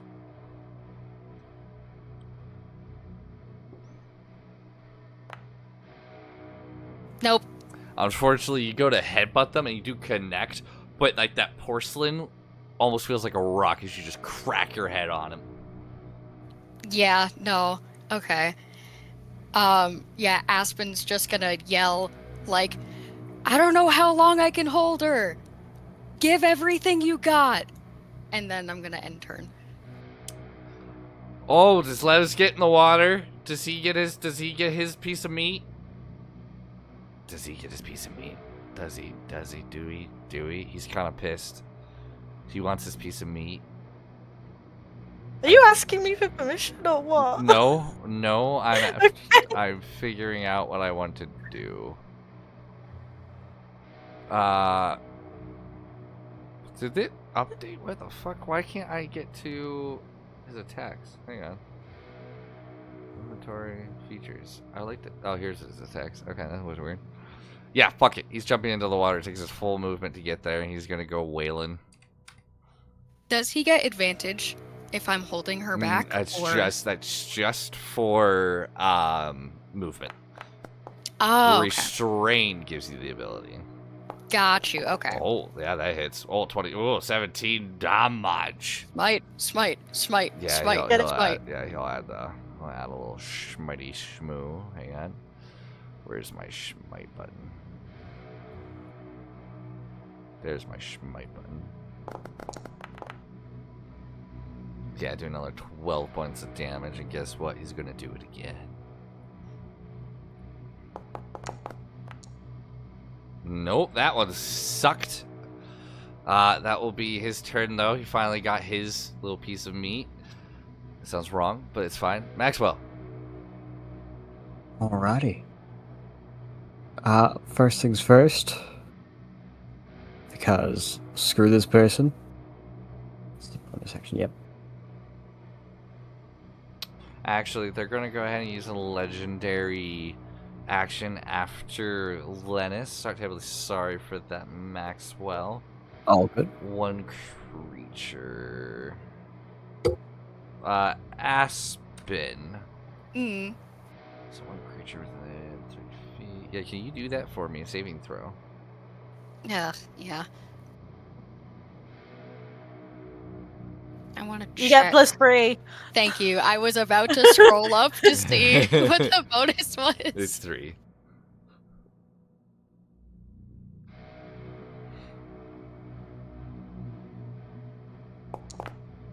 God damn it, that was almost an 18. Unfortunately, you will have to probably manually take the damage, because I think I did it wrong. You are going to take... Ew, horrible. 6 points of cold damage. Maxwell, Crown of Stars, I'm assuming on her? No, that's on myself. I am then going to use a bonus action to so expend a moat on her. That's fair.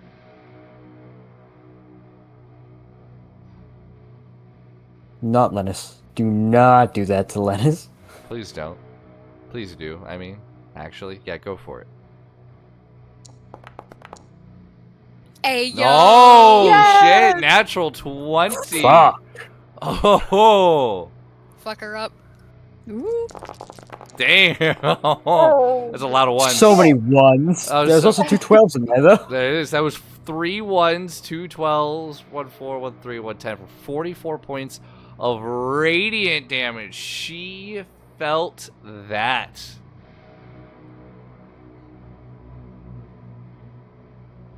Time to get their attention. Uh-huh. That's gonna be my turn.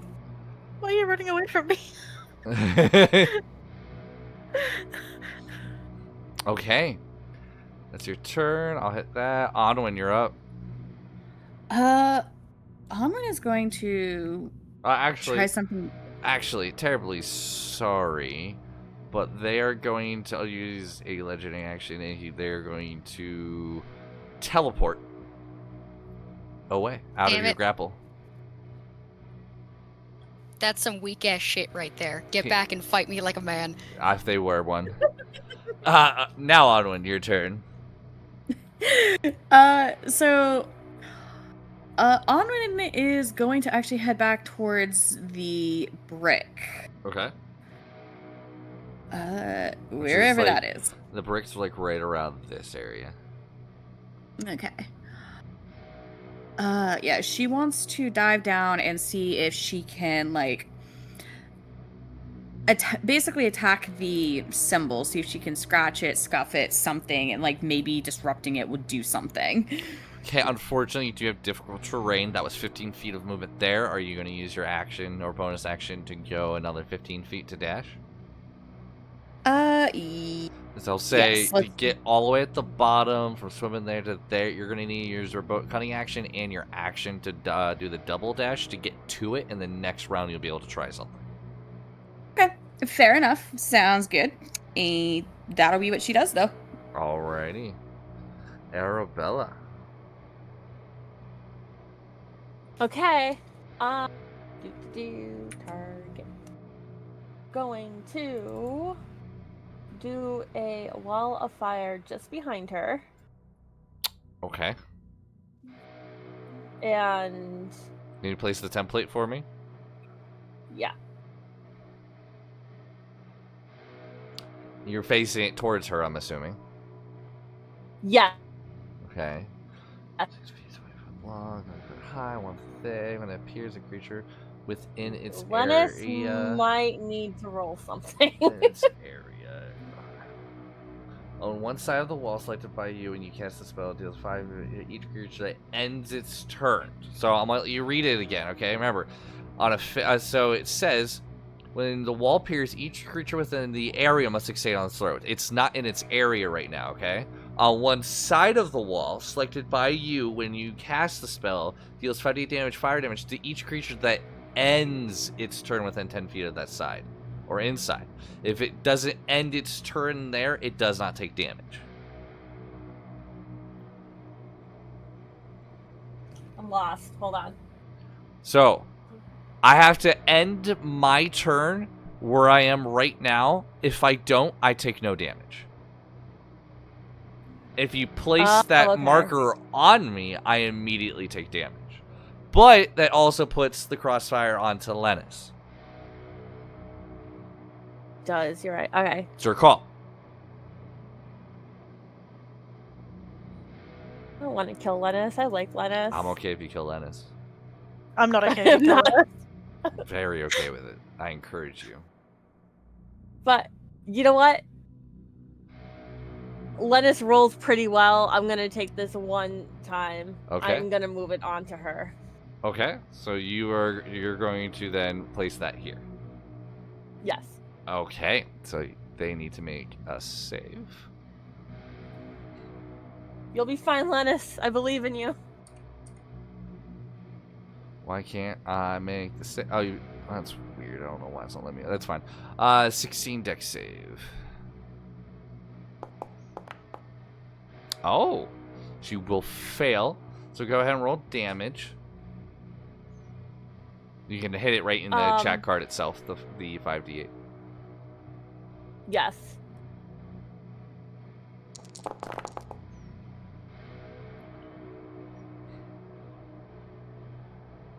Okay. There we go. Very nice. Is that the end of your turn? Yes. Okay. Airman, you're up. Yeah. Did Lennis roll? Is he okay? He needs to end his turn there to have to take damage, so he doesn't roll anything. Oh. Okay. Sorry. I keep No, you're forgetting. good. Okay. Bonus action, spiritual weapon. Okay. Oops. Plunk that there. Attack. That's not gonna hit. No, didn't think so. Unfortunately. Nope, that's fine. Action.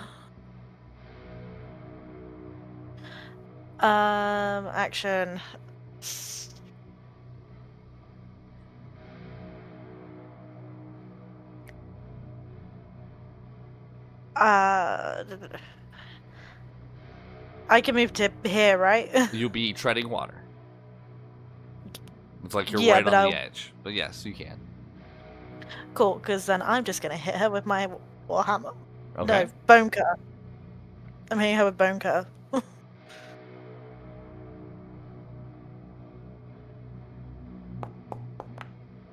Hey, The actual 20 yo, does nat hit. 20. Very nice. Most damage she's taken. She also gets a D8 added on stat as well because of blessed strikes. Okay. It's a critical hit. 24 points of damage. Very nice. Okay. Action, bonus action, movement, done all that. Cool, end turn. She's going to go ahead and use the last one she has for legendary action and teleport to there. I don't like that she got closer to me. Varys. That's still definitely within range. Gonna move to that point. What if I do this? That's not what I wanted to do. 3 charges. What's the damage it does? What damage do you do? It's D6. Alright.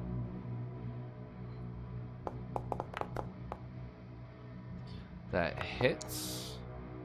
Do that. And we'll do another. That one will miss. And a 4, nothing happens. But I do have to add an extra D6 for the damage for the elemental.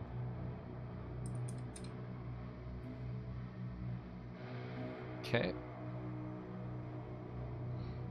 That'll be her turn. So now it's going to be the doll. And yes, it is coming after you.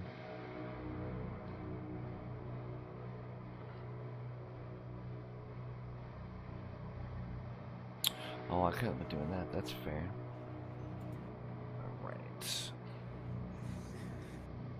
Oh, I can do that. That's right. 20 feet. Let's see.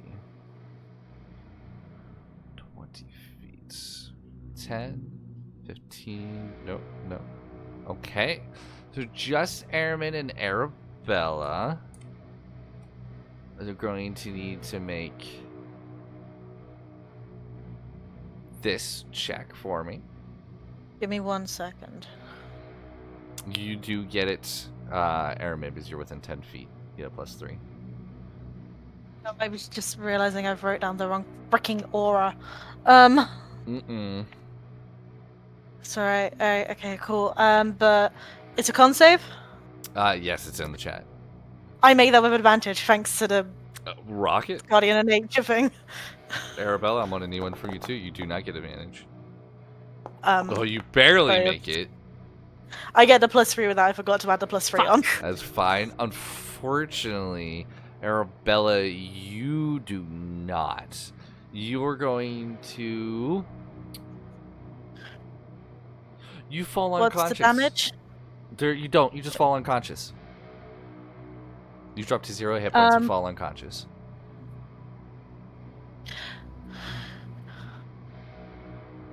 They are going to move up. And they're going to make their claw attack.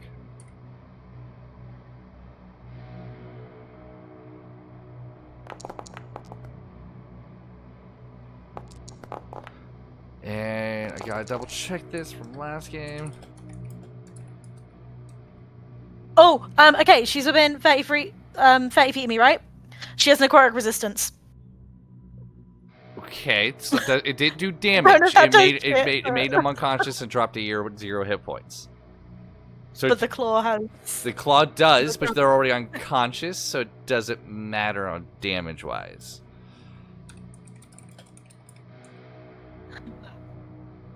Okay, hang on 1 second. So I'm gonna automatically die. critical, This time and it's you for fail 2 death saving throws. They get Oh my god. another one. Yeah, this is restart. That's if they hit, and that's a critical hit for that. Your friend gets 2 hands just shoved into her stomach, torn in half, and all your eyes blink in its horror as you find yourself back at the road. Restarted. Yep. Damn it! I think at soon- this point, Arabella would wake up screaming, blood-curdling screams. Immediately, Ahmed will just like grab you and hug you, and just like hold you tight and be like, "It's okay, you're okay. Go back to the beginning. It's okay. Breathe, breathe, breathe, breathe. I'm gonna cast that ward on you. I'm not casting it on me. I'm casting it on you. Okay? Breathe. You're not gonna go down again. Breathe. Breathe. I have you. She killed me again. I know, and I'm sorry.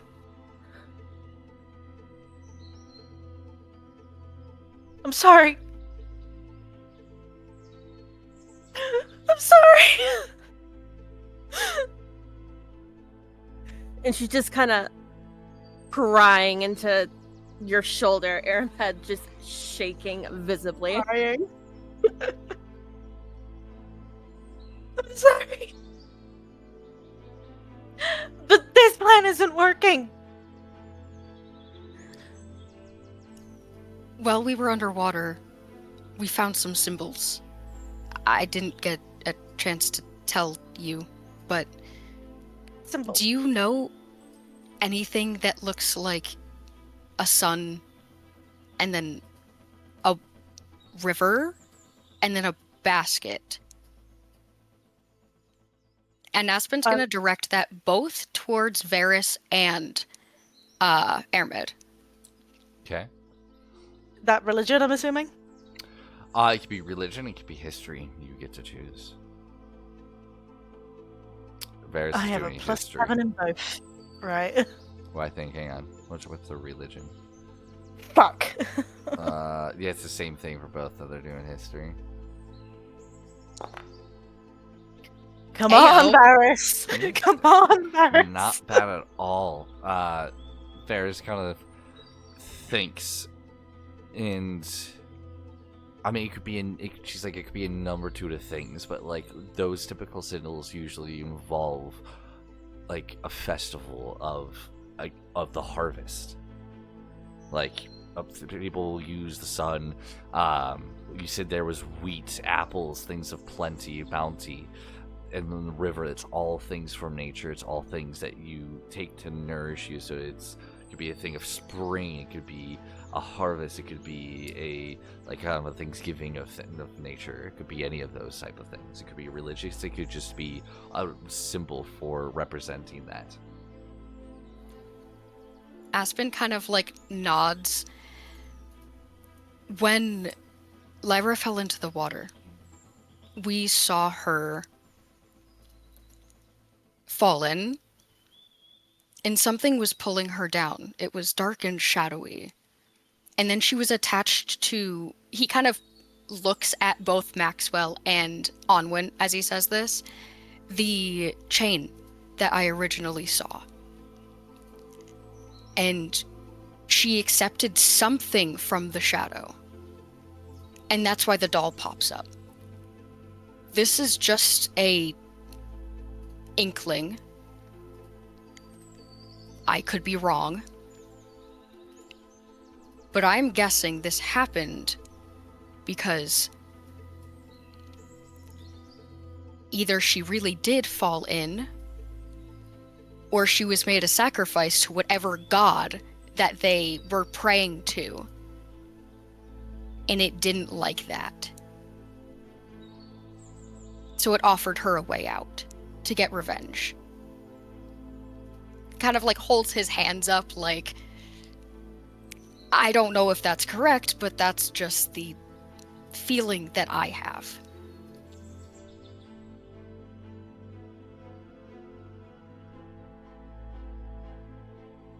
So we need to jump in after her to cut her loose. If we can even do that, but yeah. Try to get her loose before the shadow thing makes a deal with her. Lannis and I tried to grab both girls, and I managed to grab Mayrin.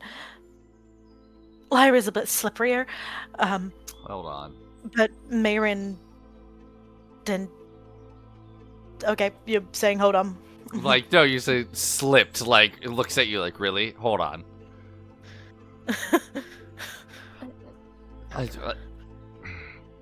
It seems like... Doesn't matter what we do, she's getting in that water. It seems like, well, yes. So I don't think anything we do to save her underwater is going to do anything either. Before we died, I was going to see if maybe affecting that symbol somehow would do anything. Was the symbol whole? If I remember right, it wasn't. No, it was cracked in the middle and crumbling. Yeah, she'll relay that. Well, if it's already cracked and crumbling, I don't think it has any effect to begin with. Was it listed there's a full one? Let alone, why would a bounty of harvest want a sacrifice? What I used to do in the old days, Lennis. If you didn't have a good harvest, you'd sacrifice somebody. Yeah, but they are having a good harvest. But they said they've had bad ones in the past, yes, but right now they're doing fine. Look, I'm the first one to not trust people. But would they have had a bad harvest and made a deal with God of some sort, and now they're just not following through and they're cursed? I want to go in that church. I want to go in that church. Well, you guys go in that church. I'm gonna swim to that spot again. See if I can do anything about the thing, the chains flickering in and out of existence. There's gotta be something. Why do you think it's flickering? It's reminiscent of the same effect that we get when we try to get the villagers out, where it kind of glitches. So I'm guessing that it might have been there at some point. He kind of just like scratches his head. This makes my head hurt. Go with you closer to sunset. I want to pop my head up and see exactly how she ends up in that water. Going with Ahmed and Lennis to the church. I don't want to be anywhere near the water. I don't think we're gonna stop her getting in the water. Oh, I don't think so either, but the more information we can get on how she got in there and what happened in the water, the better chance we have at breaking this. Maybe we can see where the darkness comes from when we're closer. What Because- happens if it's a broken deal? We know the kid is the priest's daughter. What happens if the sacrifices were supposed to be willing, and realizing the next sacrifice was supposed to be his daughter, he denied it? The deal would be broken, so the symbol would break, because there will be no more good harvests. The tithe was still collected. Wrong kid. Mayrin is the priest's daughter. Ah. It was a good idea, though.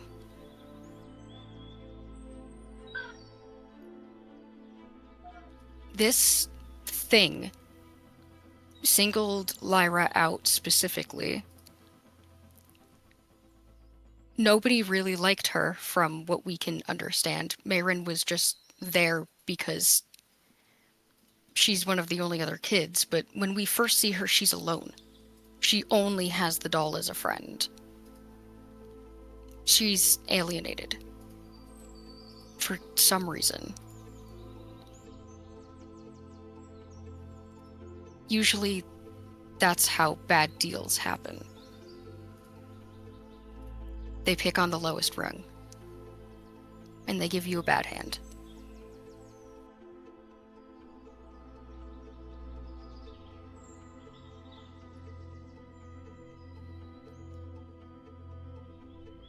What did you Do we? you when you were underwater? Did you see the doll become the doll? Yes. Did you see anything else? Did you see Lyra actually go in? We saw her body sink. And as she was sinking, this shadow kind of spilled out, both from her and from the bottom, and it connected, pulled her down. She made eye contact with whatever this thing was. She nodded her head, and that's when the doll in the water grew and became the thing that we've been fighting. Onwin, roll me a history check. Okay. Or what the fuck does history use? Fucking wisdom? It's intelligence, I Intelligence. think. Roll me Intelligence. intelligence check, please. Okay. Oh, Oh, I saw a Lord. 19. Oh, Bullshit! Okay, no, continue. That was so close. Oh, man. There's, Just Onwin, nobody else. it's gonna cheese it if I make somebody else do it. I'll give you guys the opportunity. If you guys are feeling lost and you want a hint, I'll have somebody else roll. You tell me now.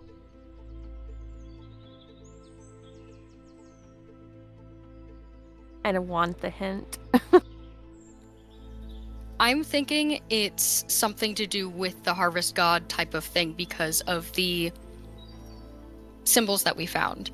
And the fact that this very singular child is getting the shit end of the stick for some reason. It involves her. And We don't since know we saw anything- her make a deal with something, there has to be either that is the harvest god or it's something more malevolent already in the water that's been causing the harvest to be shit. Mhm. Did anybody, like, when we were going around the village and everything, because I think we've gone around and, like, met people, were any of those people any of Lyra's family? You never asked, so you don't know. Surely when somebody did their rounds, though, like, Did- somebody should have been Would told. you just go around and be like, "Are you her father? Are you her father?" That's kind of creepy. I wouldn't expect you guys to do your rounds just asking everybody. No, If you want to but make an it's- attempt to do it now, that's something you can do now.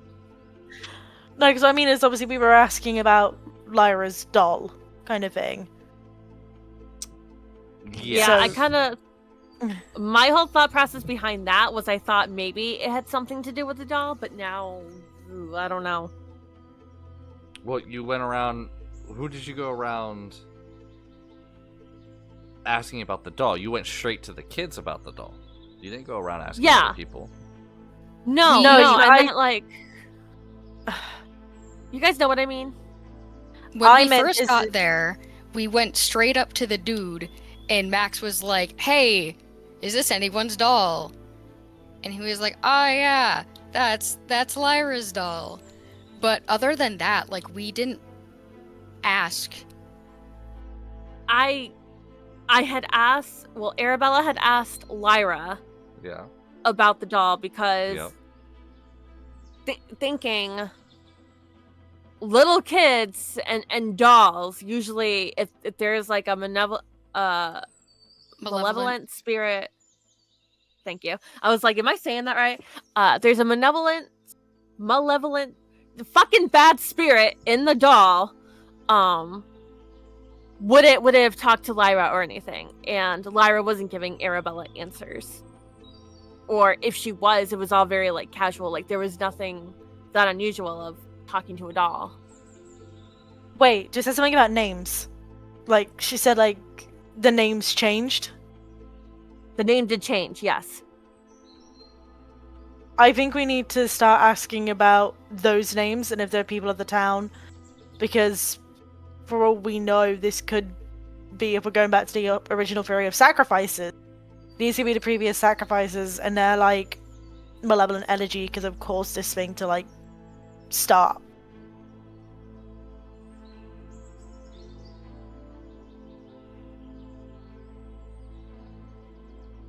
Okay, I so wish I we could have have on the DM's papers for the answer sheet. Hey, Aspen, So- roll me an intelligence check. Okay. Okay, Yeah, no, so we're hold not on. on the right track. No. do not take that Okay. as a wrong track, because you guys have come up with a lot, and some of it I'm like, I wish I should have my cam on so you can see me nodding my head. God Okay. damn it. Yep. No, there's one element where it's just like, but you guys are off to a good track. So, I think going to the church, and I think maybe asking about the names. Okay, so you're going to church asking about names. Lennis is going to probably investigate the church just as a whole. Onwin and I are going underneath the water to try and see if we can figure out what the fuck is up with the flickering chain thingy.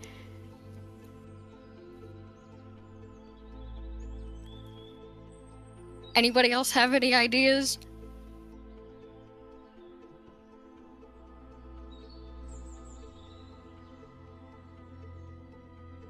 I can go try getting a list of names off of the kid for the doll. Okay.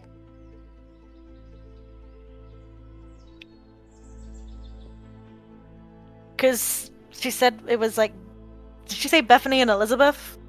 Just Beth. That was the only name you got from her. Beth was the only name we have so far. I Okay. believe Mayrin's was Dorothy. Yep.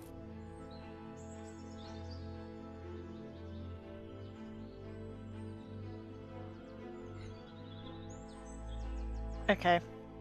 I'm gonna cast Death Ward on some people, so. I don't need to. Ugh, fine. It says apparently I need to select a token before I attack. But Death Ward's not an attack. It is now. Great. You can just okay. say, you can just cast it 3 times. Oh, hang on. I need to take us out of combat. Maybe that's what. No, we're in free. We are in free movement. I don't know why it's not letting you. You can just remove 3 spell slots if you want. Cool. Right. So it will be Lennis, Maxwell, and Arabella. Okay.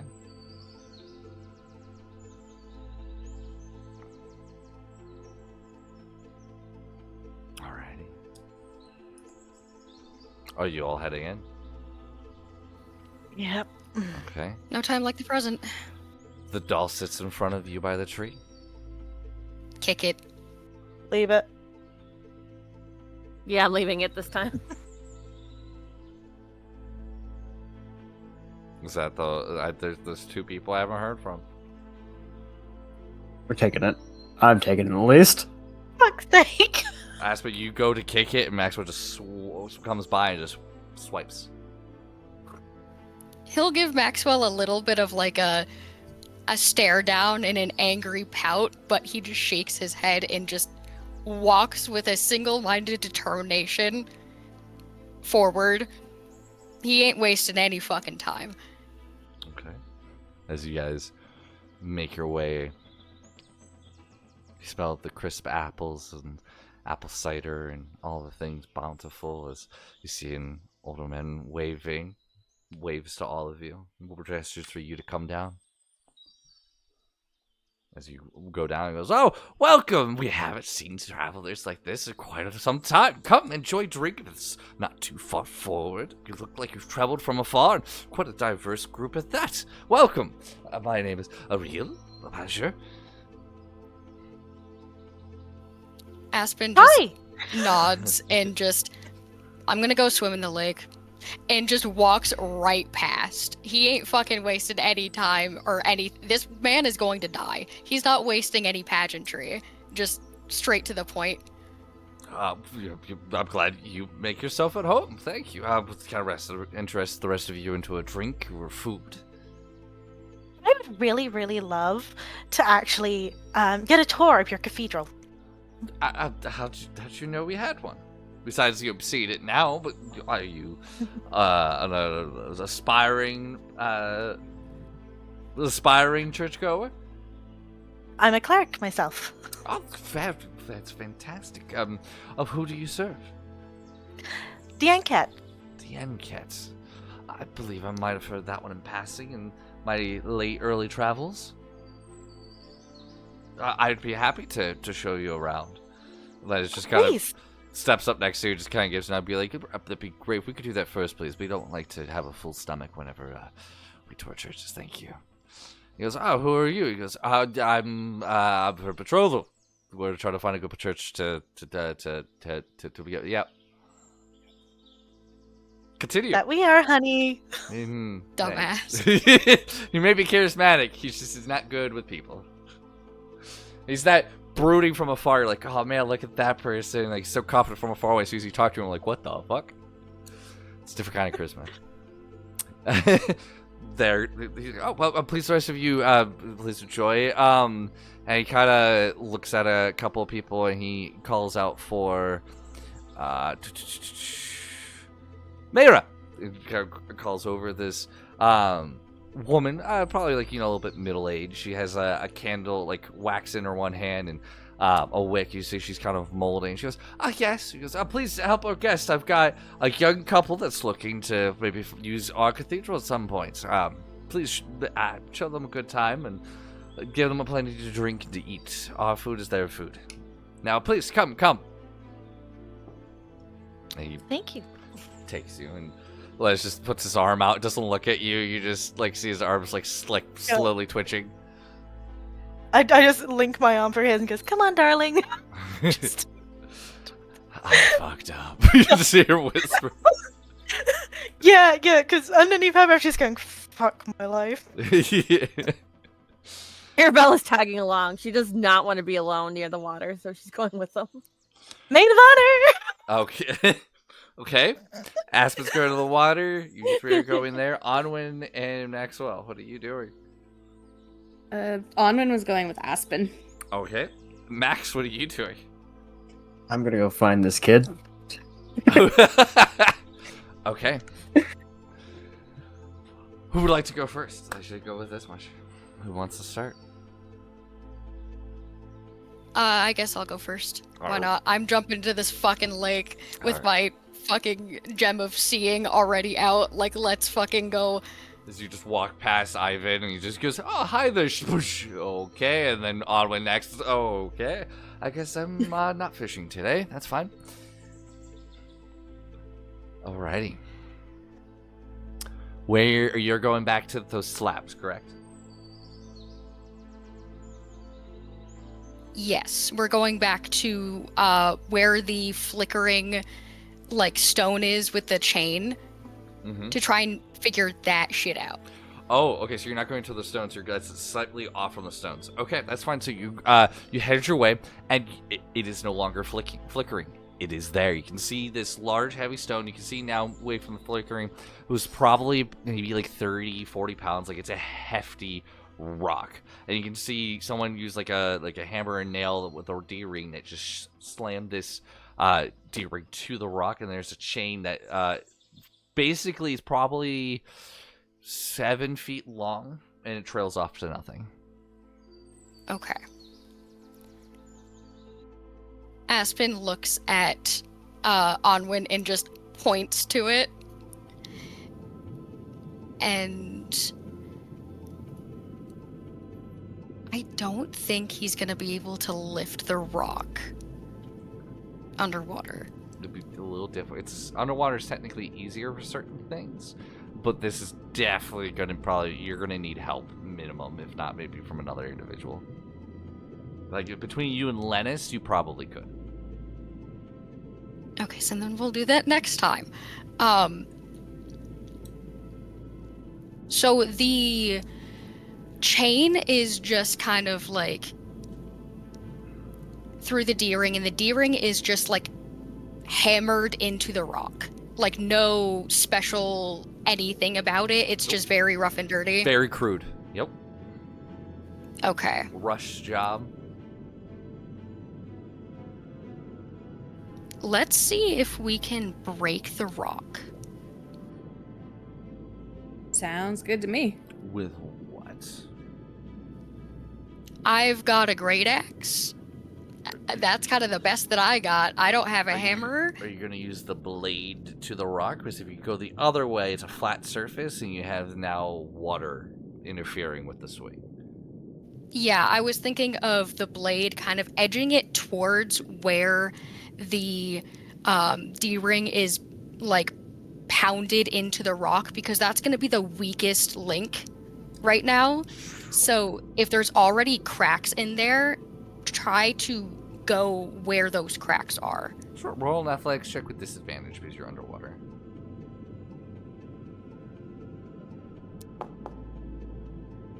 Oof. 13. You make the swing. It connects, and you hear that like real kind of that thud. Doesn't break. You can certainly try again. Yeah, why not? Let's go. Come on. Arwen, you are also here, so if at any point you have something, feel free to throw it. Okay. Is there a way she can help Aspen with this? Not really. You can't both go to do it, but I will say with that 16, for the sake of remedy, you are able to break the D-ring off. Okay, cool.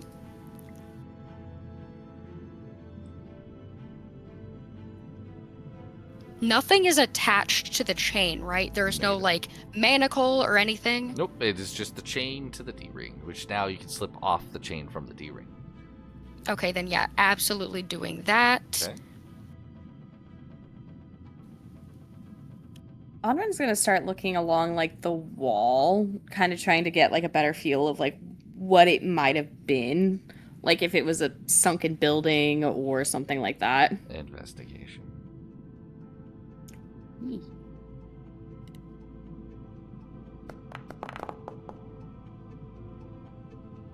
A 15. So close to a nat 20. Looking around the wall and the surrounding areas, you're not really seeing anything that this would have been attached to down here. Okay. So yeah, they made this to specifically drown somebody, which is great. Is there any markings at all on the rock that the chain is connected to? Like, it's just plain? It's just a stone. Okay. Stone probably grabbed. Again, it would seem to be like a hasty work. Mm-hmm. It's very ball and chain. Mm-hmm. Okay. So Aspen is going to break the surface, like, with the chain. Okay. And just kind of, like, put it on the dock. Like, just get it out of the fucking water, pushing it out. Okay, the closest would be the pond wall edge. You can kind of like pull yourself up on there. Yeah, he'll just kind of, like, pull himself up and just chuck it. Like, it doesn't have to go far, but he just wants to get it out of the water to see if that, like, does anything. Okay. And then probably going back. I might have to get, like, Lennis's help, because there's got to be something to do with those bricks. I'm thinking it was, like, maybe an altar at some point. Because, like, why would you have the bricks with your god's symbols, like, on the fucking bottom? You guys want a break to think about it? We'll hop to somebody else. Yes, please. Okay. Yeah. Alrighty. For the sake, let's go to Max. Maxwell, Yeah. what are you doing? I'm trying to find those kids. Both of them. Because you're going so quickly into it, you do see Lyra kind of off by herself, kind of just sitting on like a little stump that they're using as a chair with the doll in her hands, just kind of looking around, being a bit of a loner. I guess we'll go join them and sit down next to them with the doll he has in his hands. She's just going to, like, you know, that like a little scoot over to get a little further away, even though you have a couple of feet between you. She does one of those and kind of just doesn't look at you. How you doing? I don't know you. I shouldn't talk to strangers. I was told I shouldn't talk to the water. I understand that, but sometimes strangers can be friends. You just haven't met yet. That sounds dangerous. It can be. I don't know. They can hurt you as well. I did make a friend earlier, so... Lyra, what's yours name? It's Maxwell. Hi, Maxwell. What friend did you meet earlier? I met a friend earlier as well. Who do you meet? This little fella. And I'm going to apparate Bella. Oh, shit! Okay. You're gonna apparate her? Okay. Yay, Bella! You get screen time.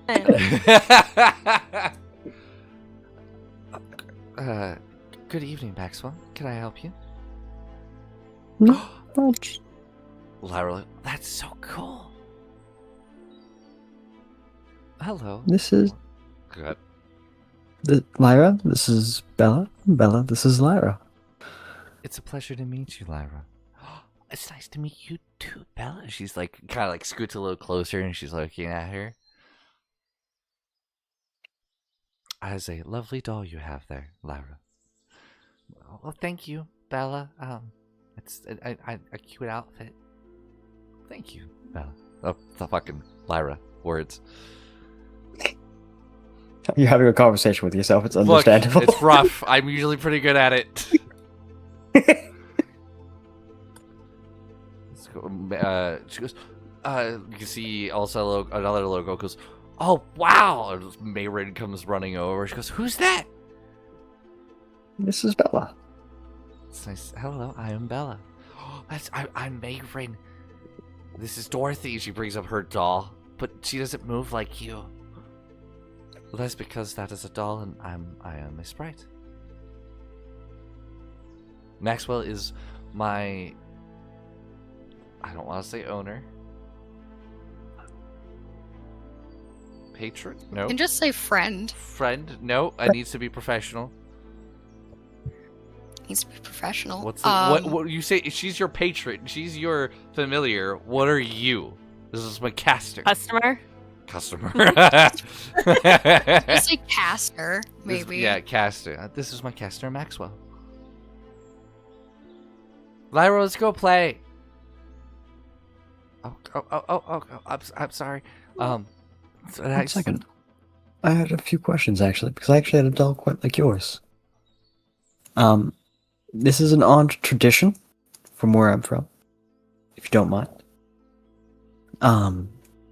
What's but normally tradition? Armdition. It's like a ritual that we do to remember the past and to make friends. But it's whenever we have toys or things of that nature, we like to trade. That way, the good times you've had with yours, as well as the good times that I have with mine, can spread. It can be passed on to one another. I kind of like that. I really don't want to give mine up though, but I also like the idea of that. I wouldn't, Well, Lyra. That's yours. You don't know what that one's been. Then let's change one small thing. Hey, I know you don't want to get rid of it. So tomorrow, I'll return it. That way we can still partake with the tradition. You guys can still have some fun, and you'll get your doll back. How about that? Persuasion, sir. It's gonna be a high DC. That is the girl's best friend. Yep.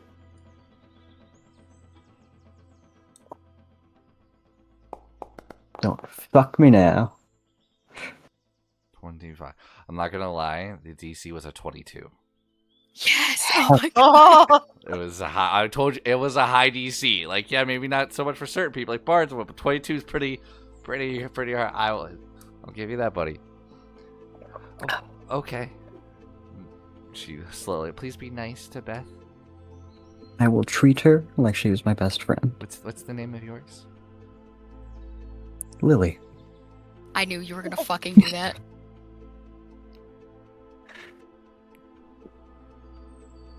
Bastard. You had that plan, didn't you? I did. Bastard. Lily, I'll keep very good care of Lily. I'll make sure she's loved. I'm sure she'll take care of you as well. Trade the dolls and get up and go join the others in the church. Okay. Alrighty. Those in the church, Avriel kind of goes over, opens the big double doors. He goes, "We have built this magnificent structure with our own two hands, me and the rest of the townsfolk. There's a lot of blood, sweat, and tears. And you can see here, excuse me, when you immediately walk in, there's like a torch off to your right. The floor itself is stones that have been like polished again and again over years. So you can see have been very nice, almost like a tile. There's 6 large pews that are probably about 15 feet wide on either side. There's an altar in the middle. It's just like this stone slab that have like a book, candles. You have torches lining the sides of the walls as well. You have a couple of stone bookcases, but like not bookcases. I'm sorry, like bookshelves. Other than that, it's a very simple church.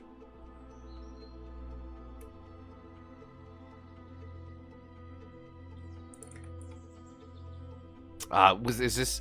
I don't know how grand you were looking for, and someplace to make your special time and bond to each other. But this is adequate for any. We don't have any special rooms or anything. Let's just come here and to pray quietly, to give thanks for what we have. Can you tell us about the history? What aspects of it? We moved this one from our last location when we brought it here. We felt like it was the strong thing to do so. It took us many many months. It took us over a few years, to be completely honest with you, but we thought it was necessary to keep the harvest strong. Things got damaged along the way, but that's to be normal. We do allow prayer to be said to whoever you believe is going to give you bountiful. So the Unkets, you are more than welcome to pray to him here. We all welcome them, though maybe by different names. A few of our own townspeople here have been born here and have been married as well, so it has been used for that. It's been my home for many a time. It moved? Yes, from the whole town moved. We were in a place further east here, but we felt like it was good for us to move. We were trying to be more nomadic, but then we realized it's taking advantage of what we had, and we found this place, and we thought this would be the place we should forever be.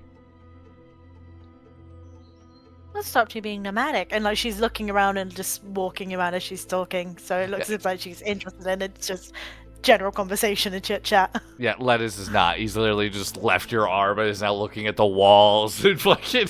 He's like, I don't give a shit anymore. I'm doing what I want to do.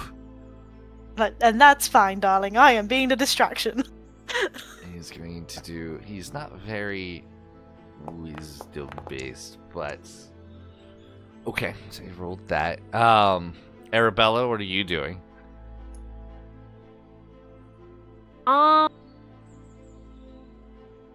She's trying to like do everything at once. She's looking around like Lena. She's trying to listen in on what Airmed's saying.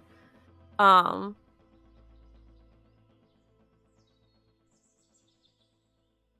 guess since they said they were gonna use the church for a wedding, potentially, she's gonna make it like she's just gonna like kind of walk around, but really investigate, and just can be like, Ahmed, it's so spacious in here. It'd be perfect.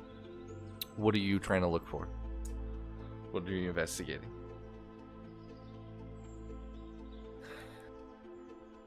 Anything out of the unusual? Something that like might be hidden? Okay, roll me a perception. Can I also do that? Yes, you may. So should we just do advantage on that, or are we doing separately? It's your guys' call. I'll let you choose. Airmed, You wanna do give- advantage. Do you want me to do it? Yeah. Oh, nat 1 to Hell yeah. a nat 20. 20. Okay. God damn. Okay. That's a 35. That is a 35. Yes, it is. Okay. You hear the I heaven feel like above. that one might have been Arabella looking. No, calm down. Oh. Calm down. Calm down. That is not what I wanted. I thought that would be a little bit more, I don't know, something, but not that.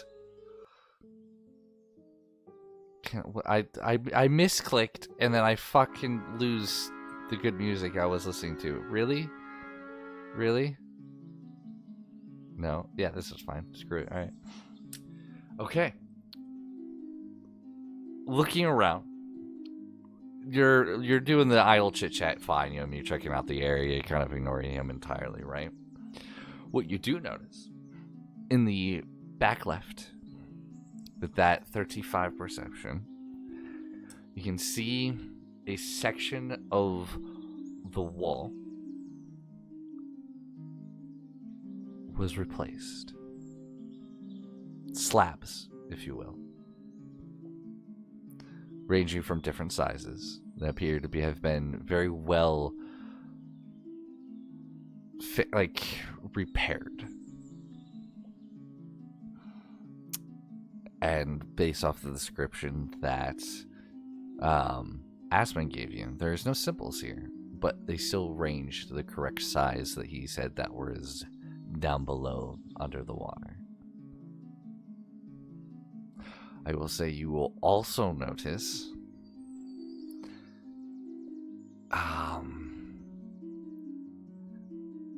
basically as you're kind of walking around those shelves you see in the top left corner of the church, the little shelves underneath, you can see tools. A hammer. Hang on. Top left corner of church. I have See. there's a photo. A There's a shelf. photo into if people want to see the map. I see a shelf, and under the shelf there's symbols.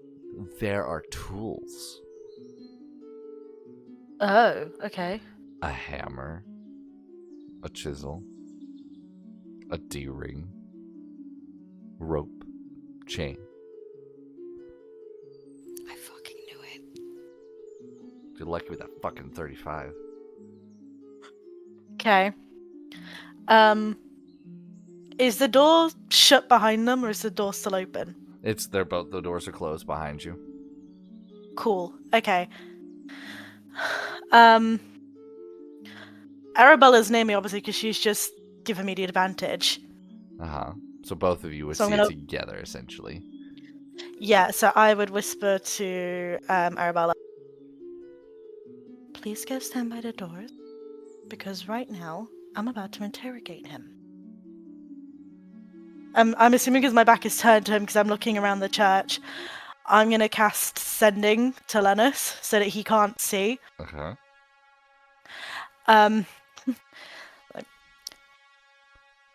So pretty sure the rock at the bottom... Hold on. Before Okay. you send that, I will just say that she does comply and does what she wants you to. Okay. Her to do. Cool. Thank you. So Sending. The rock at the lake is from this church. There's a shelf. Under it are tools. Hammer, chisel, D-ring, rope, chain. I think we need to start interrogating this man. At this point, the door Arabella's got the door. the door opens right when you get to it, Arabella, as Maxwell is standing at the door ready to, go in. She's gonna look at him and go, "Hi, Max."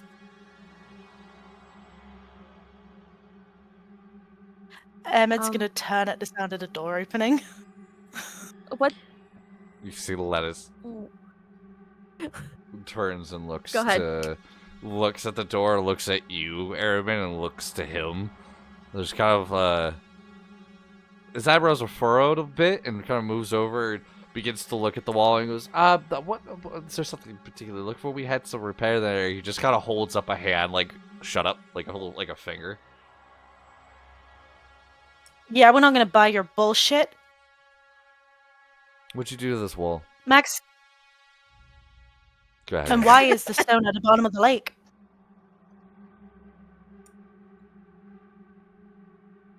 Max, what do you do?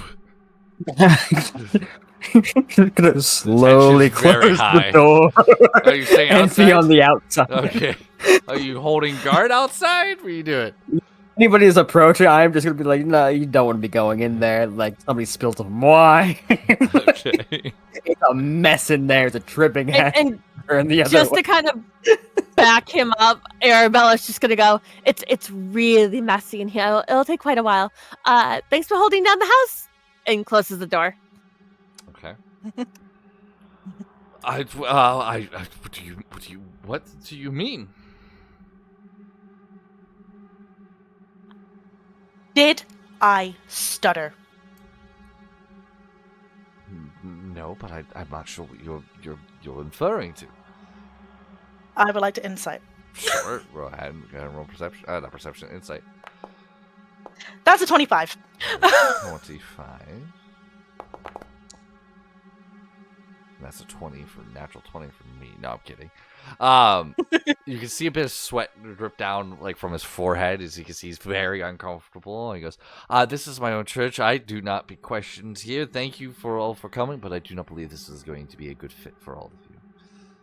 I take a step closer and I touch the mace on my hip. Do you know something about the Enket's tenants? He believes in honesty.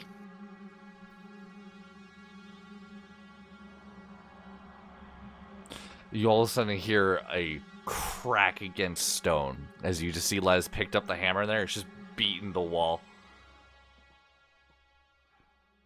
I wouldn't do that if I were you.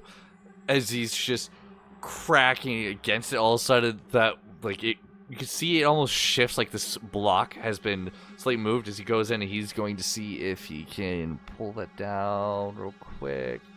It's gonna be her body, isn't it? Oh, damn. Okay, that really, that was a natural 7 for an 18. Hot damn. As he goes and pulls it, gets his fingers onto it, latches onto it, and then pulls it down as it cracks down. You can see on one side of the stone, you can see a partial symbol of a sun, river, and what appears to be a basket full of bounty. But up there, actually, on the wall, 2 candles lit, appear to be ever burning. There's a new sigil against the back wall. There's also a circular. This one's different. This one shows 2 eyes looking down at a pair of hands with teeth surrounding essentially, like if you interlock your fingers and you have your thumbs pointed outward side by side, where your palms meet, there's a toothy smile there.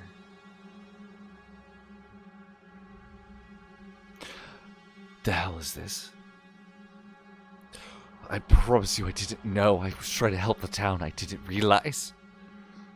I grab the guy and I restrain him, and kind of like how Lennis did with Ahmed, to knock him to the ground, pushes out his knees and gets into the ground and has him restrained. It's like, talk. The town was not doing well. We moved. We had a few good years, and then we ran out of food. We ran out of bounty. We prayed to the harvest gods. We traded everything we could, and nothing was coming. Nothing was coming. Then finally, I heard him. I heard an angel. I could have sworn it was an angel. It said we were going to have bounty, but we had to take down the harvest and put up them. And it didn't look like that before. The symbol was much different, but it morphed. I thought it was somebody else. That was Imatar or somebody. But it grew dark. Look, I didn't want anyone to get hurt. We were having food. I was making sure everyone was happy. I thought if it was just me, no one else would get hurt. So you sacrificed a child? What?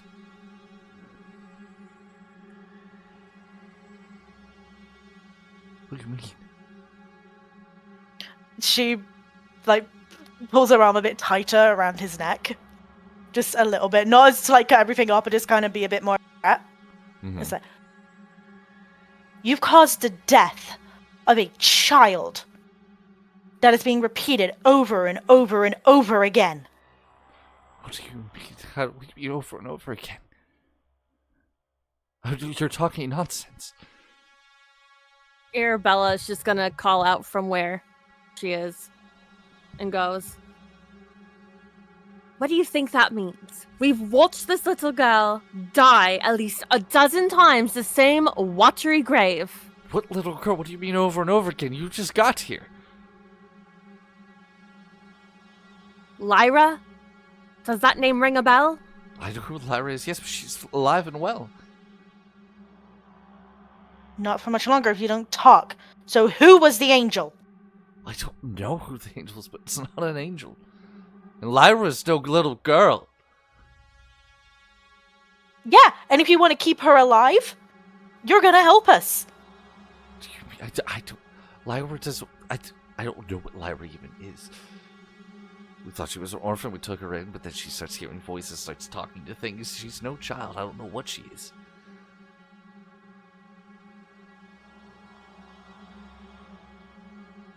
I was going to... You can see he's now sweating, like, profusely. You see he's nervous, he's scared. Does that symbol at all ring any bells? History or religion?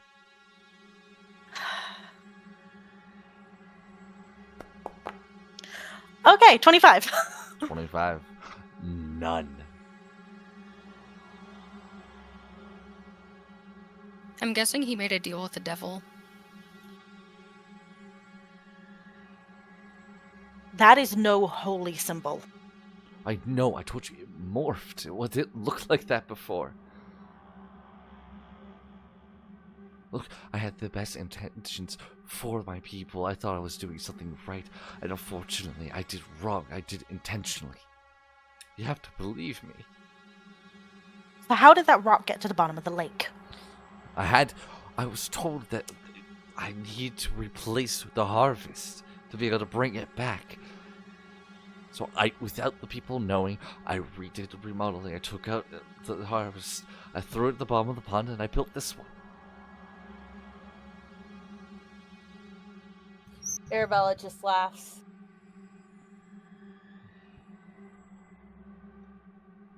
You're really stupid, aren't you? If we're trying to do what's right for my people because they were dying, then yes. I'm sorry. Oh, Emma, do tell him the best part of all this. You know, Arabella, I think I've done enough talking. Why don't you tell him?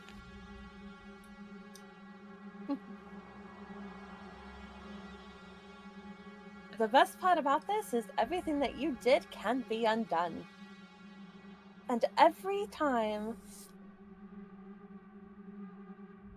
someone makes a deal with someone, it's always a price to pay.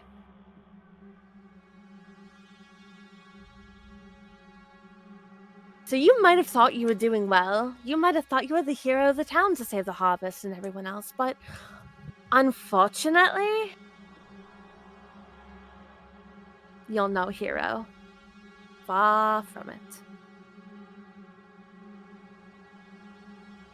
I wasn't trying to be a hero. I was just trying to save my people. Your people don't even know. No, of course. Why would I put them? Why They would I don't give them even this know burden? because they don't even know a day has passed. What do They have you no mean? idea what's going on. The harvest has come. What do you mean the day you're speaking nonsense? What day is it today? Because Insert whatever fucking today's date is. I don't have it in I front of think me. it's like the 14th or something. Yeah. It's the 15th of June. There you go. What year? Insert the number here. I have a full. Oh, fuck. Guys, we're the exact same day. Yeah, we it's- didn't do yours. Everything's the same day. And he goes, I don't know what you mean. We've come to this Arab- town a handful of times, reliving the same thing over and over and over again. Because when that sun goes down, those two little girls are going to go to the water, and one of them is going to drown. And out comes up the doll. And do you know what happens then? That doll makes everybody in this town choke on water, and they will die. And we have tried fighting it over and over and over again. You have to defeat it then. Please help my people. Arabella suddenly approaches and kind of tells Aramed to move away from him so that she can get close and like. Oh no, you can't. She's behind him, like restraining him. Like you can get as close to his face as you want. Okay, yeah, she'll get close to him and go, thanks to your little mess up, I have died twice from this doll. And you know what? I'm very pissed off. And you won't want to piss me off. But you know what? It's okay, because whatever you're gonna get in the end, you deserve it. I don't care what happens. Now- Please help my town. Please help them. Save them. Your town is fucked because of your mistake. Don't you get it? Don't you understand? Your town is done for. You are done for. You need to tell us everything you know. Everything. Do not leave anything out. I've already told you everything.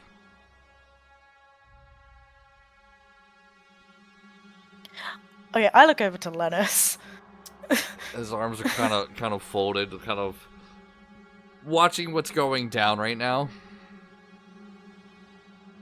I'm gonna have like Arabella like stare at him and really growl and kind of like reach into her draconic ancestry and kind of like frighten him. Sure, roll intimidation check.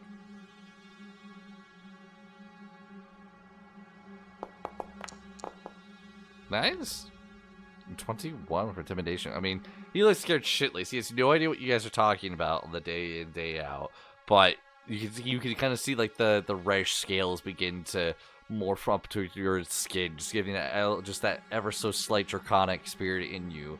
Your eyes begin to flare as that heat begins to radiate off your body.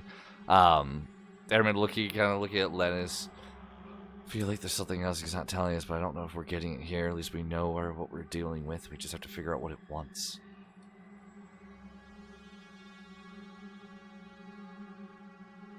Destroy the symbol. What about the symbol? Destroy it? Destroy it. I feel like it's gonna piss it off, but we can.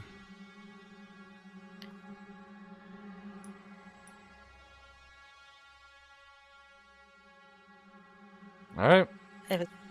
I think it's gonna be the best bet if this is where it draws its power from. Let's cut it off. But will everything return to normal then? I have no fucking clue, Arabella. You know more about the religion than anyone else does. Yeah, I know about the Enka and the 5 elements and a Calm down. decent amount of religions. Let's just calm down. Don't offend her like that. That's a really soft, sore subject. All right.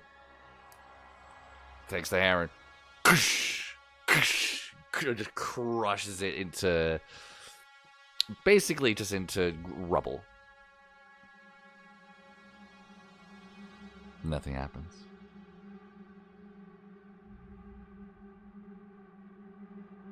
What else do you know? I told you everything.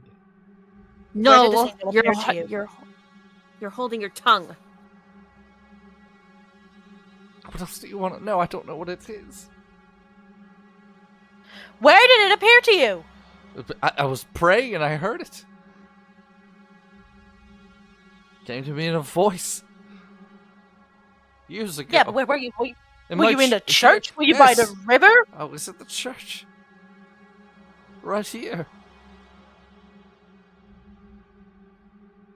And he said it looked like the symbol of like Ilmater before, and then it morphed into this. Yes.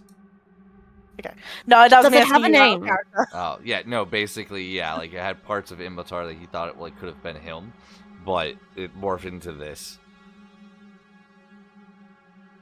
Does it have a name? Did it tell you a name? No! To ask for a name. I don't even know what the harvest is. We just called it that, and I assumed some god and deity answered to it. We didn't discriminate to who it was. It could have been Imitar, it could have been the Enkit for all we cared. It was just we prayed for a good harvest. Do you know what happens when you pray to a god that you don't worship? Yes, we've done it for years.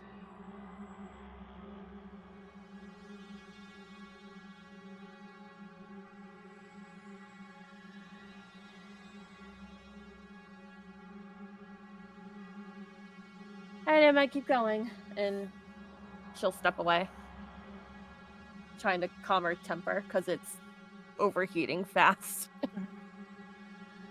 Seeing that, I would say, Arabella, why don't you bring Maxwell in? Okay, so she goes to the door, opens it.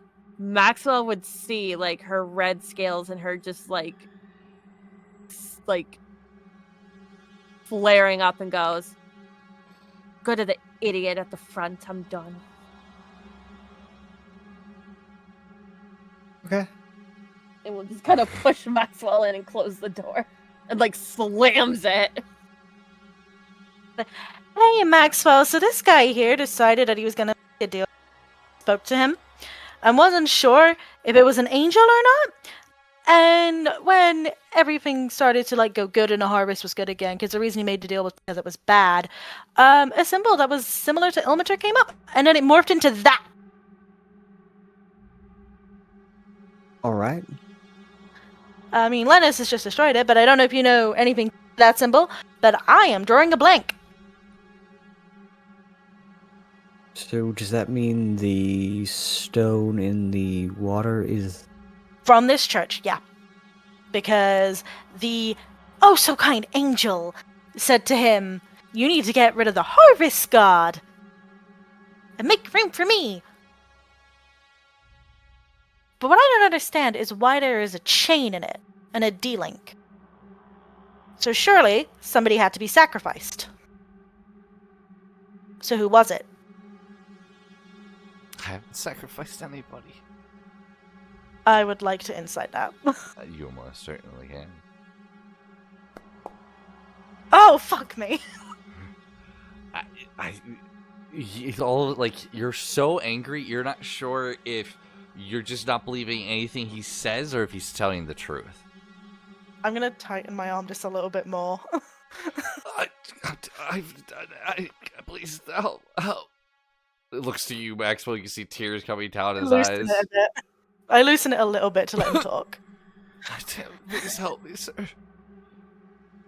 Your friends, I don't know why they are doing this to me. Alright, you'll forget tomorrow. I've got 2 questions. Was the D-Link already in that rock? Or did you put that D-Link into it? What D-Link? In the old rock that was, I guess, up and in here? The one that's underneath that shelf right there. Looks like I that. didn't put a D-ring into it. Why would I put a D-ring into that? Who helped you move it? No one. I did it on my own. Did it in the night so people wouldn't see, slowly but surely dragging it.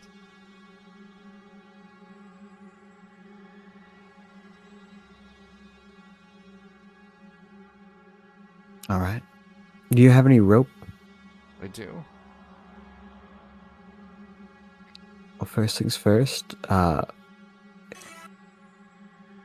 believe you. I believe you're telling the truth. Oh fuck, I needed to have incited him. It's a little late now, buddy. I was writing notes! Maxwell's just believing him. I think our next step is to get the old stone back here That is what and to remove the old symbol. Well, not the old symbols, but the new symbols. Nope. It's gonna be very hard to do. What was that? It's gonna be hard to do. They're heavy. We got muscle. Ennis, can you go help Aspen? I don't like this asshole. He's trying to look out for his people. Yeah, to be honest, I think we did go a bit too hard on him. I don't like him. I don't believe him, but I'll leave. He turns around and begins to walk out. Be safe. Likewise, I don't trust him. That's why I've got him restrained. He'll head out. What will the rest of you do?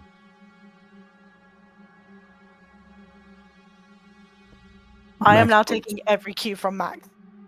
Okay. You're taking what from me? I am taking like your lead. Whatever you like want to do, that's fine. Emma's just gonna do what you. Maxwell was just even go back over to the shore to see if they're gonna need any help. Are you guys just gonna stay with him in there?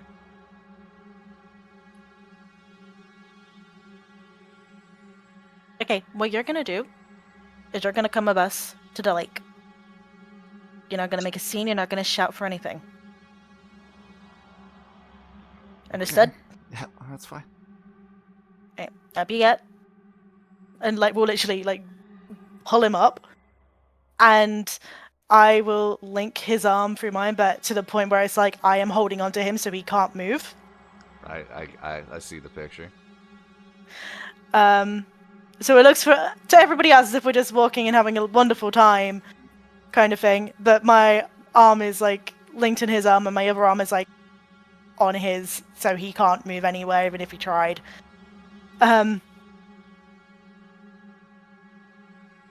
And I will. Wait, is Arabella inside or outside? Maribel? Allie? I'm sorry, what? Is Arabella inside or outside? She was standing outside the door. Cool, so I'm gonna kick the door twice, like, not loud, but loud enough that so Arabella can hear, like, it's somebody being like, hey, open the door. And she will open it. Cool.